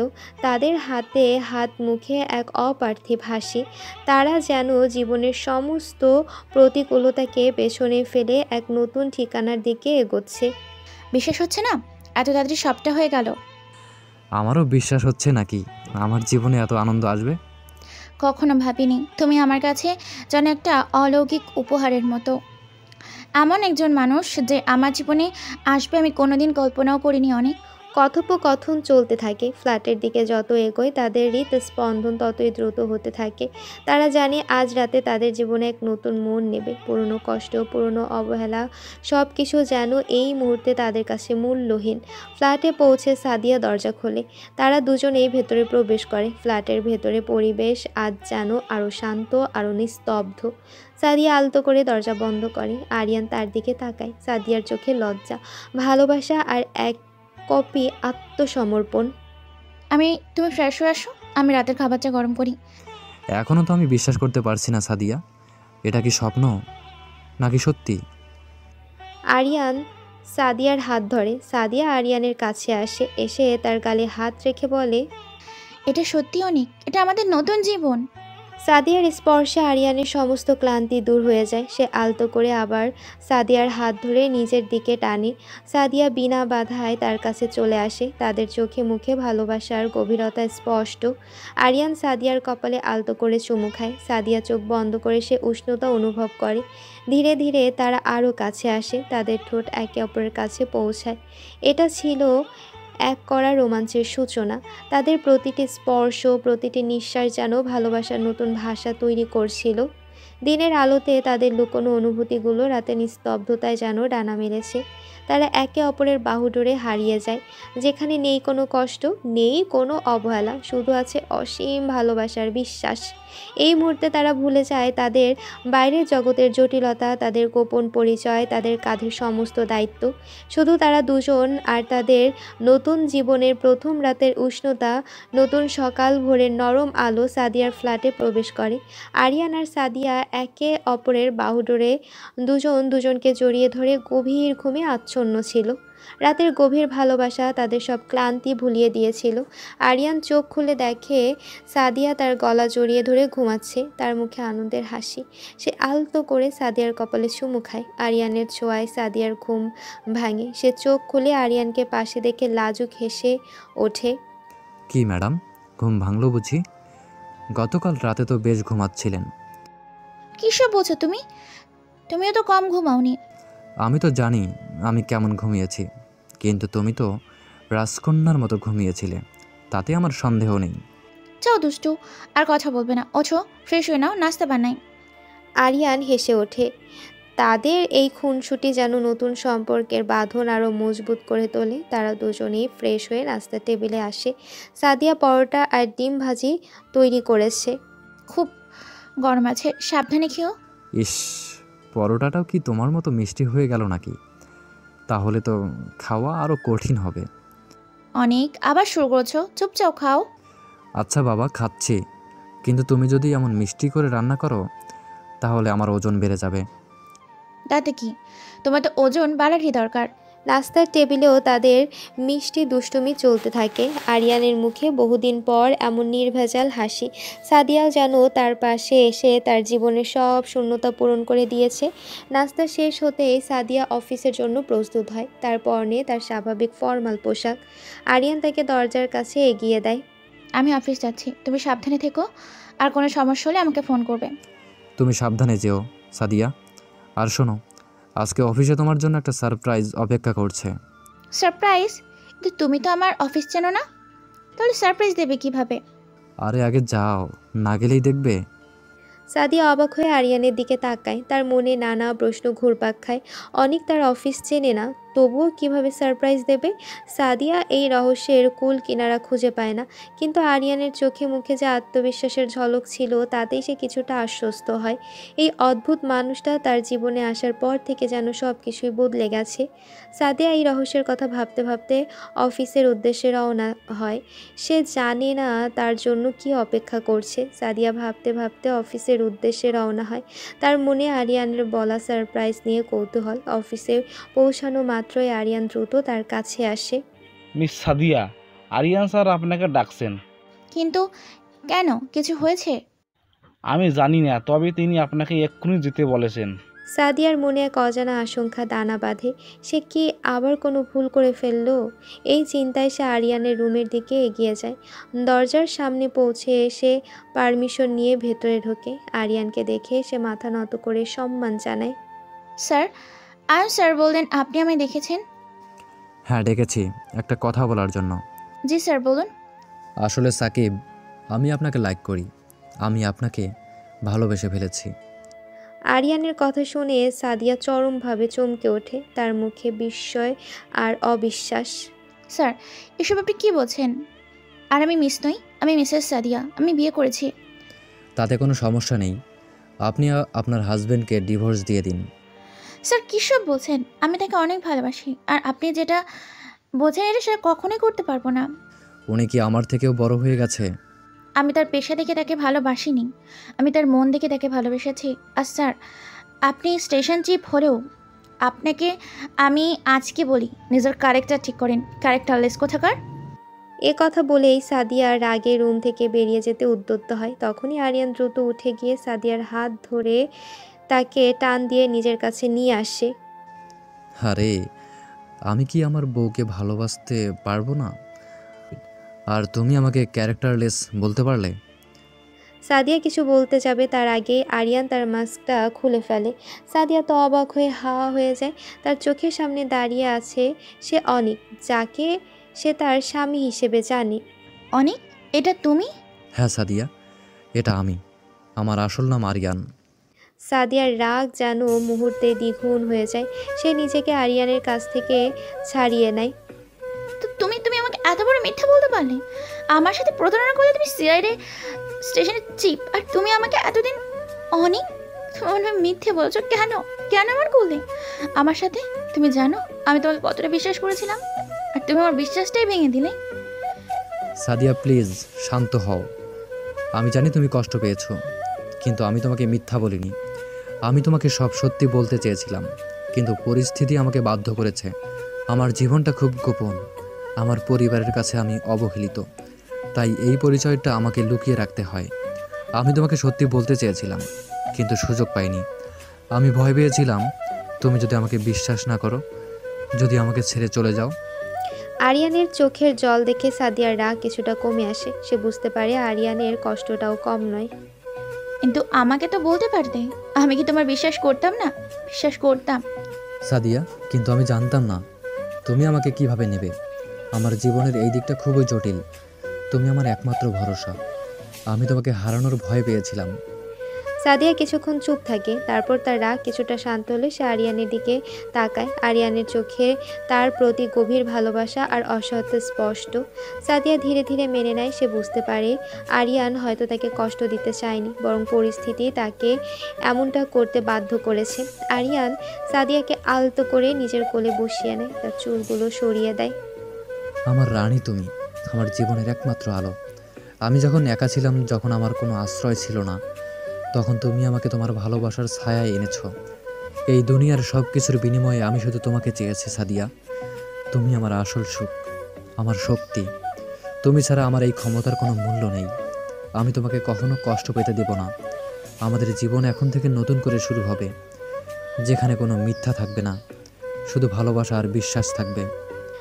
সাদিয়া আরিয়ানের বুকে মাথা রাখে, তার চোখ দিয়ে আনন্দের জল গড়িয়ে পড়ে। তারা দুজনে একে অপরের গভীর আলিঙ্গনে আবদ্ধ হয়। তাদের লুকোনো ভালোবাসা আজ প্রকাশ পেয়েছে। তাদের সম্পর্ক এখন আরও মজবুত। সাদিয়া তখন আরিয়ানের কোলে বসেছিল। তাদের ভালোবাসা প্রকাশের সে উষ্ণ মুহূর্তে তারা যেন বাইরের জগৎ ভুলে গিয়েছিল। ঠিক তখনই দরজায় প্রীত নক হয়। আর কিছু বোঝার আগেই আয়ান রুমে প্রবেশ করে। সে তাদের এমন ঘনিষ্ঠ অবস্থায় দেখে মুহূর্তেই সরি বলতে বলতে বেরিয়ে যাচ্ছিল। আয়ান শোনো। আয়ানের কণ্ঠ শুনে সাদিয়া ততক্ষণে আরিয়ানের কোল থেকে উঠে দাঁড়িয়েছে। লজ্জায় তার মুখ রাঙা হয়ে গেছে। আয়ান কিছুটা অপ্রস্তুতভাবে ভেতরে আসে। তুমি কি ভেবেছো জানি না, কিন্তু তোমাকে বলে রাখি, সাদিয়া হচ্ছে আমার ওয়াইফ। কথাটা শুনে আয়ান চমকে ওঠে। তার চোখ কপালে ওঠার জোগাড়। সে জানে তার বস সব সময় তার পরিচয় গোপন রাখে, আর এখন কিনা তার স্ত্রী। স্যার, আমাকে একটু বিয়ে দাওয়াতও তো দিলেন না। বিয়েতে কাউকেই ইনভাইট করা হয়নি, তবে আজকে তোমাকে ডিনারের জন্য ইনভাইট করলাম। আর শোনো, আমাকে বোস্ট সেন্টার ইন্টেলিজেন্স থেকে যে বাড়িটা দেওয়া হয়েছে, আমি শীঘ্রই সেখানেই শিফট হব। স্যার, তাহলে আমি সব ব্যবস্থা করে নিচ্ছি। আর স্যার, আমি না হয় আপনাদের নতুন বাড়িতেই ডিনার করব। আজকে আর আপনাদের কষ্ট করা দরকার নেই, আপনারা আগে শিফট হয়ে নিন। খারাপ বলনি। আচ্ছা ঠিক আছে, তাহলে সব ঠিক করো। ঠিক আছে স্যার, আশা করি আপনারা 3 দিনের মধ্যে শিফট করতে পারবেন। আয়ান তখন চলে যায়। সাদিয়া লজ্জায় মাথা নিচু করে আছে। আয়ান চলে যেতে আরিয়ান দুষ্টু হেসে সাদিয়ার কাছে গিয়ে তার কোলে বসে পড়ে। আরিয়ান সাদিয়ার কোমর জড়িয়ে ধরে। কি হলো ম্যাডাম, এত লজ্জা পাচ্ছেন কেন? তুমি তো এখন আমারই বউ। সাদিয়ার লজ্জায় আরিয়ানের বুকে হালকা কিল দিয়ে বলে, উফ অনেক, তুমি খুব দুষ্ট হয়ে গেছো, সারাদিন শুধু দুষ্টুমি। অছো লোকে দেখলে কি বলবে? কাউকে দেখতে হবে না, আর এখন থেকে তোমার কাছে আমি সব সময় দুষ্টুমি করব, কারণ তুমি আমার আজ থেকে। আমি শুধু তোমার আরিয়ান, আর তুমি আমার সাদিয়া। সাদিয়া হাসে, তার মুখে লজ্জা ভালোবাসার এক মিশ্র অভিব্যক্তি। এই মুহূর্তে তাদের সম্পর্ক নতুন করে শুরু হয়েছে, যেখানে আছে বিশ্বাস, ভালোবাসা আর খুনসুটি। আরিয়ানের এতদিনের কষ্ট আর একাকিত্ব যেন সাদিয়ার আগমনে সম্পূর্ণভাবে দূর হয়ে গেছে। তাদের নতুন জীবনের যাত্রা এখন আরও রোমাঞ্চকর হতে চলেছে। দৃশ্য পরিবর্তন হয়। 1 বছর কেটে গেছে। আরিয়ান আর সাদিয়ার জীবন সুখ আর ভালোবাসায় ভরে উঠেছে। তাদের দাম্পত্য জীবন যেন মসৃণ ছিল। তাদের দাম্পত্য জীবন যেমন মসৃণ ছিল, তেমনই ছিল রোমান্সে ভরা। আরিয়ান দিনের বেলা অনেক সেজে ইউনিভার্সিটিতে ক্লাস করত, আর রাত নামলে হয়ে উঠত CIA স্টেশন চিফ। সাদিয়াও তার পাশে থেকে তাকে সাহায্য করত। তার মাঝে মাঝে নিজের দক্ষতা দিয়ে আরিয়ানের মিশনেও সহায়তা করত। তাদের ভালোবাসার বাঁধন আরও মজবুত হয়েছে। অন্যদিকে চৌধুরী পরিবারে 1 বছরেরও বেশি সময় ধরে শোকের ছায়া নেমে এসেছে। আরিয়ানের বাবা মা রাফি তাকে বহু খুঁজেছেন, কিন্তু আরিয়ানের কোনো সন্ধান পাননি। তাদের মনে কেবলই অনুশোচনার কষ্ট। নাইমার বিয়ে হয়ে গেছে, সে এখন তার স্বামীর সাথে অন্যত্র থাকে। তবে আরিয়ানের জন্য তারও মাঝে মাঝে মন খারাপ হয়। রিতাও আরিয়ানের জন্য চিন্তা করত, কিন্তু সেও জানতো না আরিয়ান কোথায় আছে। আজ আরিয়ান আর সাদিয়ার বিবাহবার্ষিকী। আরিয়ান সাদিয়াকে সেভাবে সারপ্রাইজ দেবার পরিকল্পনা করেছে। সকাল থেকেই সাদিয়া আরিয়ানকে বারবার জিজ্ঞেস করছিল, অনেক, আজ কি কোনো বিশেষ দিন? তোমার মনে আছে? না সাদিয়া, আজ তো কোনো বিশেষ দিন বলে মনে হয় না। কেন, কিছু হয়েছে? আরে ধুর, কিছু হয়নি। সাদিয়া মনে মনে বলে, এই লোকটাকে কিছুই মনে থাকে না। এরপরও সাদিয়া কয়েকবার ঘুরিয়ে ফিরিয়ে জিজ্ঞেস করে, কিন্তু আরিয়ান একই উত্তর দেয়। সাদিয়া মনে মনে কিছুটা হতাশ হয়। তবে আরিয়ান হয়তো তাদের বিবাহ বার্ষিকীর কথা ভুলেই গেছে। বিকেলের দিকে আরিয়ান সাদিয়াকে ডেকে বলে, সাদিয়া, আজকে একটা মিশন আছে, সন্ধ্যার দিকে আমাদেরকে যেতে হবে। কিসের মিশন? একটা অনুষ্ঠানে আমাদের ছদ্মবেশে যেতে হবে, তাই সুন্দরভাবে রেডি হয়ে নিও। সাদিয়া সম্মতি দেয়। সন্ধ্যার দিকে আরিয়ান ড্রয়িং রুমে বসে সাদিয়ার জন্য অপেক্ষা করছিল। সাদিয়া সেজে গুজে রুমে আসলে আরিয়ান তাকে দেখে অবাক হয়েছে। সাদিয়াকে সেদিন অসাধারণ সুন্দর লাগছিল। তার পরনে ছিল একটা ঝলমলে শাড়ি, আর তার খোলা চুলে এক ধরনের স্নিগ্ধতা। সাদিয়া, তোমাকে আজ অসম্ভব সুন্দর লাগছে। যাও দুষ্টু, এখন চলো, ভীষণ দেরি হয়ে যাচ্ছে। তারা দুজনেই বের হয়ে পড়ে। একটা পার্কের সামনে এসে গাড়ি থামে। হ্যাঁ, এটাই সেই পার্ক যেখানে আরিয়ান সাদিয়াকে প্রথম প্রপোজ করেছিল। সাদিয়া কিছুটা অবাক হয়। তারা ভেতরে যায়। হাঁটতে হাঁটতে তারা এক জায়গায় পৌঁছায়, যেখানে চারদিকে অন্ধকারে আচ্ছন্ন ছিল। অনেক, আমরা এখানে কেন আসলাম? আমাদের তো অনুষ্ঠানে যাওয়ার কথা। অনুষ্ঠান কোথায়? আসলে কি আজকে কোনো অনুষ্ঠান বা মিশন নেই? আমি মিথ্যা বলেছিলাম? মানে কি? ঠিক তখনই আরিয়ান হাততালি বাজায়। সাথে সাথে চারদিকে আলো জ্বলে ওঠে। সাদিয়া বিস্মিত হয়ে দেখে চারদিকে সুন্দর ডেকোরেশন, বেলুন দিয়ে সাজানো হয়েছে, আর তাতে বড় বড় করে লেখা I love you Sadia. Sadia আনন্দে চোখ বড় বড় করে চারপাশে তাকিয়ে থাকে। যখন সাদিয়া আরিয়ানের দিকে তাকায়, তখন আরিয়ান হাঁটু গেড়ে বসে। তার হাতে একটা উজ্জ্বল ডায়মন্ড রিং। হ্যাপি অ্যানিভার্সারি মাই লাভ। তোমাকে সারপ্রাইজ দেওয়ার জন্য এত কিছু করেছি। তুমি আমার জীবন, তুমি আমার সব কিছু। তুমি আমার পাশে না থাকলে আমি কিছুই নই। সাদিয়ার চোখে জল চলে আসে। এটা আনন্দের জল, ভালোবাসার জল। সে আর নিজেকে ধরে রাখতে পারে না। আরিয়ান, আমি আমি ভেবেছিলাম তুমি ভুলেই গিয়েছো। আমি তোমাকে কতটা ভালোবাসি তা বোঝাতে পারবো না। আমি কি কখনো তোমাকে ভুলতে পারি সাদিয়া? তুমি আমার জীবনের সবচেয়ে সুন্দর অধ্যায়। এই রিংটা যেমন চিরন্তন, তেমনই আমাদের ভালোবাসাও। সাদিয়া চোখ মুছতে মুছতে রিংটা গ্রহণ করে। আরিয়ান তার হাতে রিং পরিয়ে দেয়। তারপর তারা দুজনেই উঠে দাঁড়ায়। আরিয়ান সাদিয়াকে আলতো করে কাছে টেনে নেয় এবং তার কপালে, গালে, ঠোঁটে ভালোবাসার পরশ বুলিয়ে দেয়। সাদিয়া আরিয়ানকে শক্ত করে জড়িয়ে ধরে, যেন কোনো দিনও তাকে ছাড়বে না। তুমি আমার জীবনে আরিয়ান, তুমিই আমার একমাত্র সুখ। আর তুমি আমার আশ্রয়, আমার শক্তি, আমার ভালোবাসা সাদিয়া। Happy anniversary. তারা দুজনেই সেই সুন্দর পরিবেশে একে অপরের সাথে রোমান্টিক সময় কাটায়। তারা একসঙ্গে হাসির গল্প করে, তাদের ভালোবাসার স্মৃতিচারণ করে। চাঁদনি রাতে ভালোবাসার আবহে তারা একে অপরের সাথে মিশে যায়।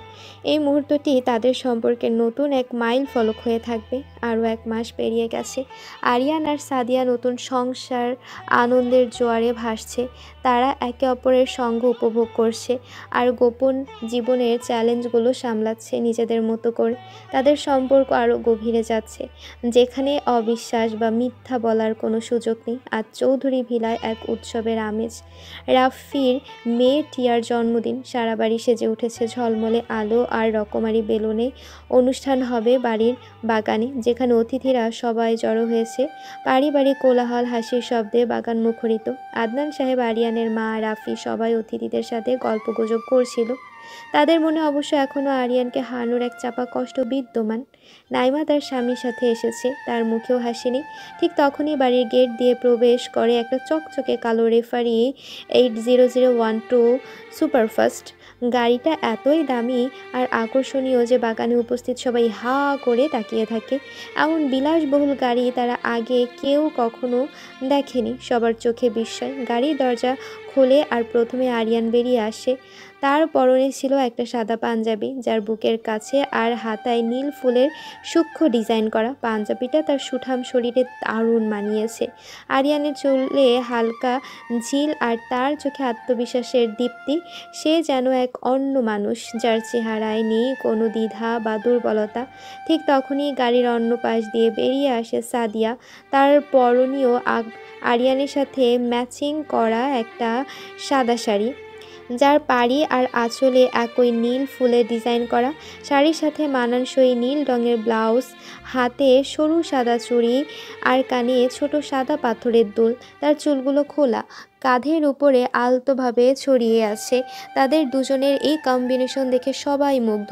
তারা যেন রূপকথার কোনো চরিত্র। আরিয়ানকে এতদিন পর, তাও এমন বড় অবস্থায়, এত আত্মবিশ্বাসী আর সুদর্শন রূপে দেখে তার পরিবারের সবার চোখ ছানা বড়া হয়েছে। কেউই নিজেদের চোখকে বিশ্বাস করতে পারছে না। যে ছেলেকে তারা অকর্ম, অপদার্থ বলে ঘর থেকে বের করে দিয়েছিল, সে ছেলে আজ এমন বিলাসবহুল গাড়িতে করে এমন সুন্দরী স্ত্রীকে সাথে নিয়ে তাদের সামনে দাঁড়িয়ে। তাদের মুখের হাসি মুছে যায়, বিস্ময় আর অনুশোচনা গ্রাস করে। তখনই রীতা সবাইকে ঠেলে আরিয়ানের দিকে দৌড়ে আসে, তার চোখে আনন্দ আর চাপা কষ্ট। সে আরিয়ানকে শক্ত করে জড়িয়ে ধরে হাউমাউ করে কেঁদে ফেলে। তুই এতদিন কোথায় ছিলি আরিয়ান? আমরা তোকে কত খুঁজেছি জানিস না? আমরা তোর জন্য কতটা চিন্তা করেছি। তুই আমাকে একা ফেলে কেন চলে গিয়েছিলি? আরিয়ান রীতাকে সান্ত্বনা দেয়, তার মাথায় হাত বুলিয়ে দেয়। চিন্তা করো না ভাবি, ভালো আছি আমি। রীতা আরিয়ানের পাশ থেকে সরে গিয়ে সাদিয়ার দিকে তাকিয়ে আরিয়ানকে জিজ্ঞেস করে, আচ্ছা, ও কি আমার একমাত্র যা কি আরিয়ান? লজ্জায় মাথা নাড়ে সাদিয়া। রীতার দিকে তাকিয়ে মিষ্টি হাসে। রীতা সাদিয়াকে দেখে মুগ্ধ হয়। বাহ, মাশাল্লাহ, আমার যা যেমন সুন্দর তেমনই তোদের দুজনকে অনেক সুন্দর মানিয়েছে। তোরা দুজন যেন রাজট। রীতার কথা শুনে সাদিয়া আরও লজ্জা পায়। আরিয়ান তখন টিয়াকে কোলে নেয়, যার জন্মদিন। ছোট্ট টিয়াও আরিয়ানকে দেখে খুশি হয়। এই সুযোগে পরিবারের বাকি সদস্য আরিয়ানের কাছে আসে। তাদের মুখমণ্ডলে তখন আর আগের সে অহংকার বা বিদ্রুপের চিহ্ন নেই, আছে কেবল গভীর অনুশোচনা। বাবা, অনেক আরিয়ান, আমাদের ক্ষমা করে দে না বাবা। আমরা তোকে চিনতে পারিনি। আমরা কত ভুল করেছি। তুই আমাদের ছেড়ে চলে গিয়েছিলি, তখন থেকে আমাদের মনে আর শান্তি নেই বাবা। আমি তোর সাথে যে অন্যায় করেছি তার কোনো ক্ষমা নেই। আমি তোকে বিশ্বাস করিনি। তোর মতো রত্নকে আমি হেলায় হারিয়েছি। আমাকে মাফ করে দিই বাবা। ভাই, আমি তোর সাথে খারাপ ব্যবহার করেছি। আমি তোকে অকর্মা বলতাম। আমার মতো আমার মতো ভাই তোর প্রাপ্য ছিল না, আমাকে ক্ষমা করে দে ভাই। আরিয়ান, আমি তোকে কত বিদ্রূপ করেছি, কত অপমান করেছি। তুই যখন চলে গেলি তখন বুঝেছি তুই কতটা মূল্যবান ছিলিস। আমি তোর কাছে ক্ষমা চাইছি ভাই। পরিবারের প্রতিটি সদস্য একে একে আরিয়ানের কাছে তাদের ভুলের জন্য ক্ষমা চায়। তারা তাদের করা অন্যায়, তাদের বলা কটু কথা, তাদের অবহেলার জন্য আফসোস করে। তাদের মুখে শুধুই অনুশোচনার দুঃখের ছাপ। আরিয়ান চুপ করে তাদের কথা শোনে। পরিবারের সবাই একে একে তাদের ভুলের জন্য ক্ষমা চাইল। তাদের মুখে অনুশোচনার দুঃখ স্পষ্ট। আরিয়ান এতক্ষণ চুপ করে শুনছিল। তার চোখের কোনো রাগ বা বিদ্বেষ ছিল না, শুধু এক গভীর নীরবতা। যখন সবার কথা শেষ হলো, আরিয়ান দীর্ঘশ্বাস ফেলল। আপনাদের কথা তো শেষ, তাহলে এবার আমি বলি। আরিয়ানের কণ্ঠস্বর এক ধরনের শীতলতা ছিল, যা শুনে পরিবারের সবাই কেমন যেন কেঁপে উঠল। আরিয়ান তাদের দিকে তাকায়। আপনারা হয়তো জানেন না আমি কতটা কষ্ট পেয়েছি প্রতিটা মুহূর্তে। আমার মনে হতো আমি যেন আপনাদের বোঝা। যখন আপনারা আমাকে অকর্ম, অপদার্থ বলতেন, যখন আমার জন্মকে অভিশাপ মনে করতেন, তখন আমার কত কষ্ট লাগতো। আপনারা কি একবারও ভেবে দেখেছেন, যখন আমি একা একা পড়াশোনা চালাতাম, রাত জেগে কাজ করতাম, তখন আপনাদের কারো মনে হতো না যে আমি কি করছি? আমি শুধু আপনাদের ভালোবাসা চেয়েছিলাম, সামান্য একটু স্বীকৃতি চেয়েছিলাম। আরিয়ান কিছুক্ষণের জন্য থেমে যায়, তার চোখ ছলছল করে ওঠে। তারপর হঠাৎই তার কণ্ঠস্বর পাল্টে যায়, রাগ আর তিক্ততায় ভরে ওঠে। আর যখন আমার কোনো দোষ না দেখা সত্ত্বেও আপনারা আমাকে মারধর করে বাড়ি থেকে বের করে দিলেন, তখন কোথায় ছিল আপনাদের তথাকথিত ভালোবাসা? আপনারা যখন আমাকে পথে বসালেন, তখন কি একবারও ভেবেছিলেন আমি কোথায় যাব, কি করব? আমার জীবনে কি করেছিলেন আপনারা? তারা কিছুই জানে না, শুধু নিজেদের ঘৃণা আর অহংকার নিয়েই বাঁচতে শিখেছেন আপনারা। আরিয়ানের রাগান্বিত কথা শুনে পরিবারের সবাই হতবাক হয়ে যায়। তারা মাথা নিচু করে দাঁড়িয়ে থাকে। ঠিক তখনই সাদিয়া এগিয়ে আসে। সে আরিয়ানের হাত ধরে আলতো করে টানে। আরিয়ান, শান্ত হও প্লিজ। আরিয়ানের বাবা মা আবার কাছে ছুটে আসে। বাবা, আমাদের ক্ষমা করে দে, আমরা সত্যিই ভুল করেছি, আমরা বুঝতে পারিনি, আমাদের পাপের ক্ষমা নেই বাবা, তুই আমাদের সব ভুল মাফ করে দে। সাদিয়া আরিয়ানের গালে হাত রেখে তাকে বোঝায়। তার হাতের স্পর্শে যেন আরিয়ানের রাগ কিছুটা কমে আসে। আরিয়ান সাদিয়ার কথা শুনে গভীর শ্বাস নেয়। তার চোখে সে কষ্ট এখনও স্পষ্ট, কিন্তু সাদিয়ার ভালোবাসা তাকে নরম করে তোলে। আরিয়ান কিছুক্ষণ চুপ করে থাকে, তারপর হঠাৎই তার মুখে এক ঝলক হাসি ফোটে। আরে, কেক কাটার সময় তো চলে যাচ্ছে, সবাই চলো কেক কাটি। আরিয়ানের কথা শুনে পরিবারের সবার মুখে হাসি ফুটে ওঠে। তারা বুঝতে পারে আরিয়ান তাদের ক্ষমা করে দিয়েছে। তাদের মনে এক নতুন আশার আলো জ্বলে ওঠে। সবাই মিলে টিয়ার জন্মদিনের কেক কাটে। আনন্দ আর উচ্ছ্বাসে মুহূর্তটা ভরে ওঠে। কেক কাটা শেষ হলে আরিয়ানের বাবা তার কাছে আসেন। বাবা, তোকে আর আমরা কোথাও যেতে দেব না, এখন থেকে আমাদের সাথেই থাকবি। না বাবা, আমি এই বাড়িতে থাকবো না। এই বাড়িতে সব সময় আমি শুধু অবহেলা পেয়েছি। এই বাড়িতে থাকলে সেই স্মৃতিগুলো সবসময় আমাকে আঘাত করবে। তোমরা সবাই এখান থেকে আমার বাড়িতে থাকবে। তোমরা সবাই আজকে আমার সাথে আমার বাড়িতেই শিফট হবে। আরিয়ানের কথায় সবাই অবাক হলেও তার দৃঢ়তা দেখে কেউ আর দ্বিমত করে না। তারা সবাই রাজি হয়। 5 মিনিটের মধ্যে বাড়ির গেট দিয়ে 3টা চকচকে কালো গাড়ি প্রবেশ করে। সবাই আবার অবাক হয়ে যায়। একটা গাড়ি থেকে আয়ান নেমে আসে। সে দ্রুত আরিয়ানের কাছে এসে মাথা নত করে সম্মান জানায়। স্যার, এখানে দুটি গাড়ি আছে আপনার জন্য, ড্রাইভারও সাথে রয়েছে, আশা করি কোনো সমস্যা হবে না। ঠিক আছে, যাও। আয়ান তখন আবার সম্মান জানিয়ে তার সাথে থাকা সবাইকে নিয়ে একটা গাড়িতে করে চলে যায়। আরিয়ান তার পরিবারের সবাইকে সেই দুটো গাড়িতে বসতে বলে। আর আরিয়ান সাদিয়াকে নিয়ে তাদের ফেরারিতে বসে। তারপর সবাই রওনা হয় আরিয়ানের বাড়ির উদ্দেশ্যে। প্রায় 30 মিনিট পর গাড়ি একটা বিশাল বড় বাড়ির সামনে এসে থামে। বাড়িটা এতই জাঁকজমকপূর্ণ আর আধুনিক যে আরিয়ানের পরিবারের সবাই তা দেখে অবাক হয়েছে। তাদের চোখ কপালে ওঠে। তারা কল্পনাও করতে পারেনি আরিয়ান এমন কোনো বিশাল বাড়িতে থাকে। তারপর সবাই বাড়ির ভেতরে প্রবেশ করে। আরিয়ান সবাইকে তাদের নিজ নিজ রুম দেখিয়ে দেয়। রাতে ডিনারের সময় সবাই ডাইনিং টেবিলে বসে। আদনান সাহেব আরিয়ানের দিকে তাকায়। বাবা, তুই এখন কি করিস? আরিয়ান এক মুহূর্ত চুপ করে থাকে, তারপর মুখে এক স্মিত হাসি ফোটে। আমি সিআইএ অর্থাৎ সেন্ট্রাল ইন্টেলিজেন্স এজেন্সির বাংলাদেশ স্টেশনের চিফ। আরিয়ানের কথা শুনে সবার চোখ বড় বড় হয়ে যায়। তারা স্তম্ভিত হয়ে একে অপরের দিকে তাকায়, তাদের মুখে বিস্ময়, অবিশ্বাস আর গভীর আতঙ্ক। তাদের সামনে যে ছেলেটা বসে আছে সে শুধু তাদের অবহেলিত ছেলে নয়, সে দেশের একজন সবচেয়ে গুরুত্বপূর্ণ গোয়েন্দা কর্মকর্তা, সিআইএ চিফ। আমার আরিয়ানে আমি কি শুনছি? আমার ছেলে, আমার আরিয়ান এত বড় অফিসার, আর আমরা ওকে কি বলেছি, কি করেছি? তাহলে সেদিনের ঘটনা সবটা ওর কাজ ছিল। আমরা ওকে অকর্মা বলতাম। এই আমি কি করলাম? এখন আর আগের কথা টেনে লাভ নেই।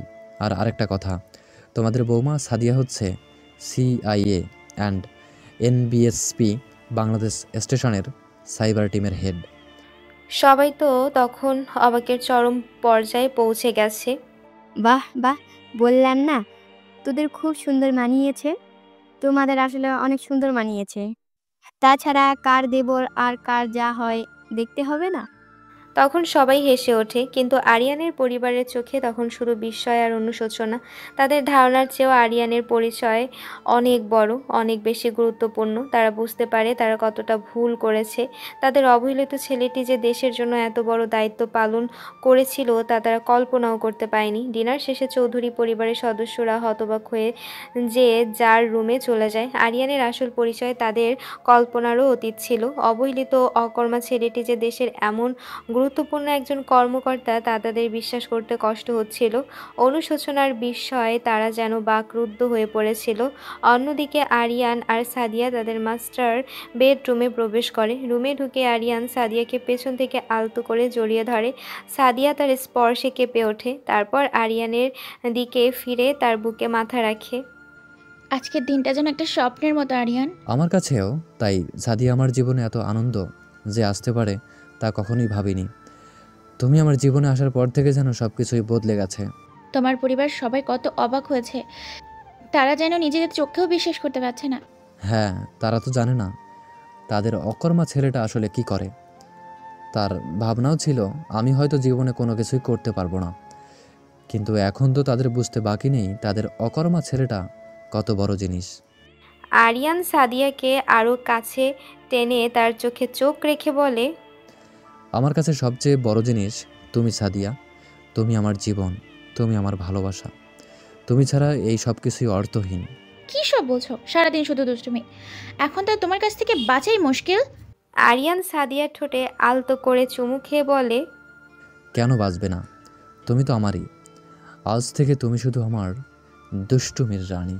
সাদিয়া হেসে ওঠে। আরিয়ান আলতো করে সাদিয়াকে কোলে তুলে নেয়। তারা একে অপরের চোখে হারিয়ে যায়। চাঁদের আলো জানালার ফাঁক দিয়ে তাদের ঘরে প্রবেশ করে, যেন তাদের ভালোবাসার এই মুহূর্তটাকে আরও আলোকিত করছে।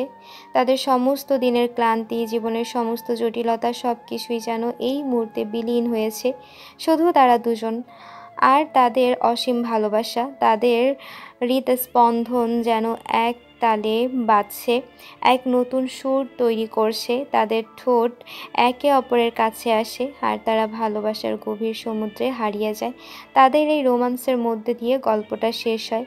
এই গল্পটা শেখায় আমাদের যে অবহেলার শিকার হলেও মেধা আর পরিশ্রমের মাধ্যমে সাফল্য অর্জন সম্ভব। ভালোবাসার মাধ্যমে জীবনের সমস্ত শূন্যতা পূরণ করা যায় এবং বিশ্বাস ও ক্ষমতার মধ্যে দিয়ে সম্পর্কগুলো নতুনভাবে গড়ে তোলা যায়।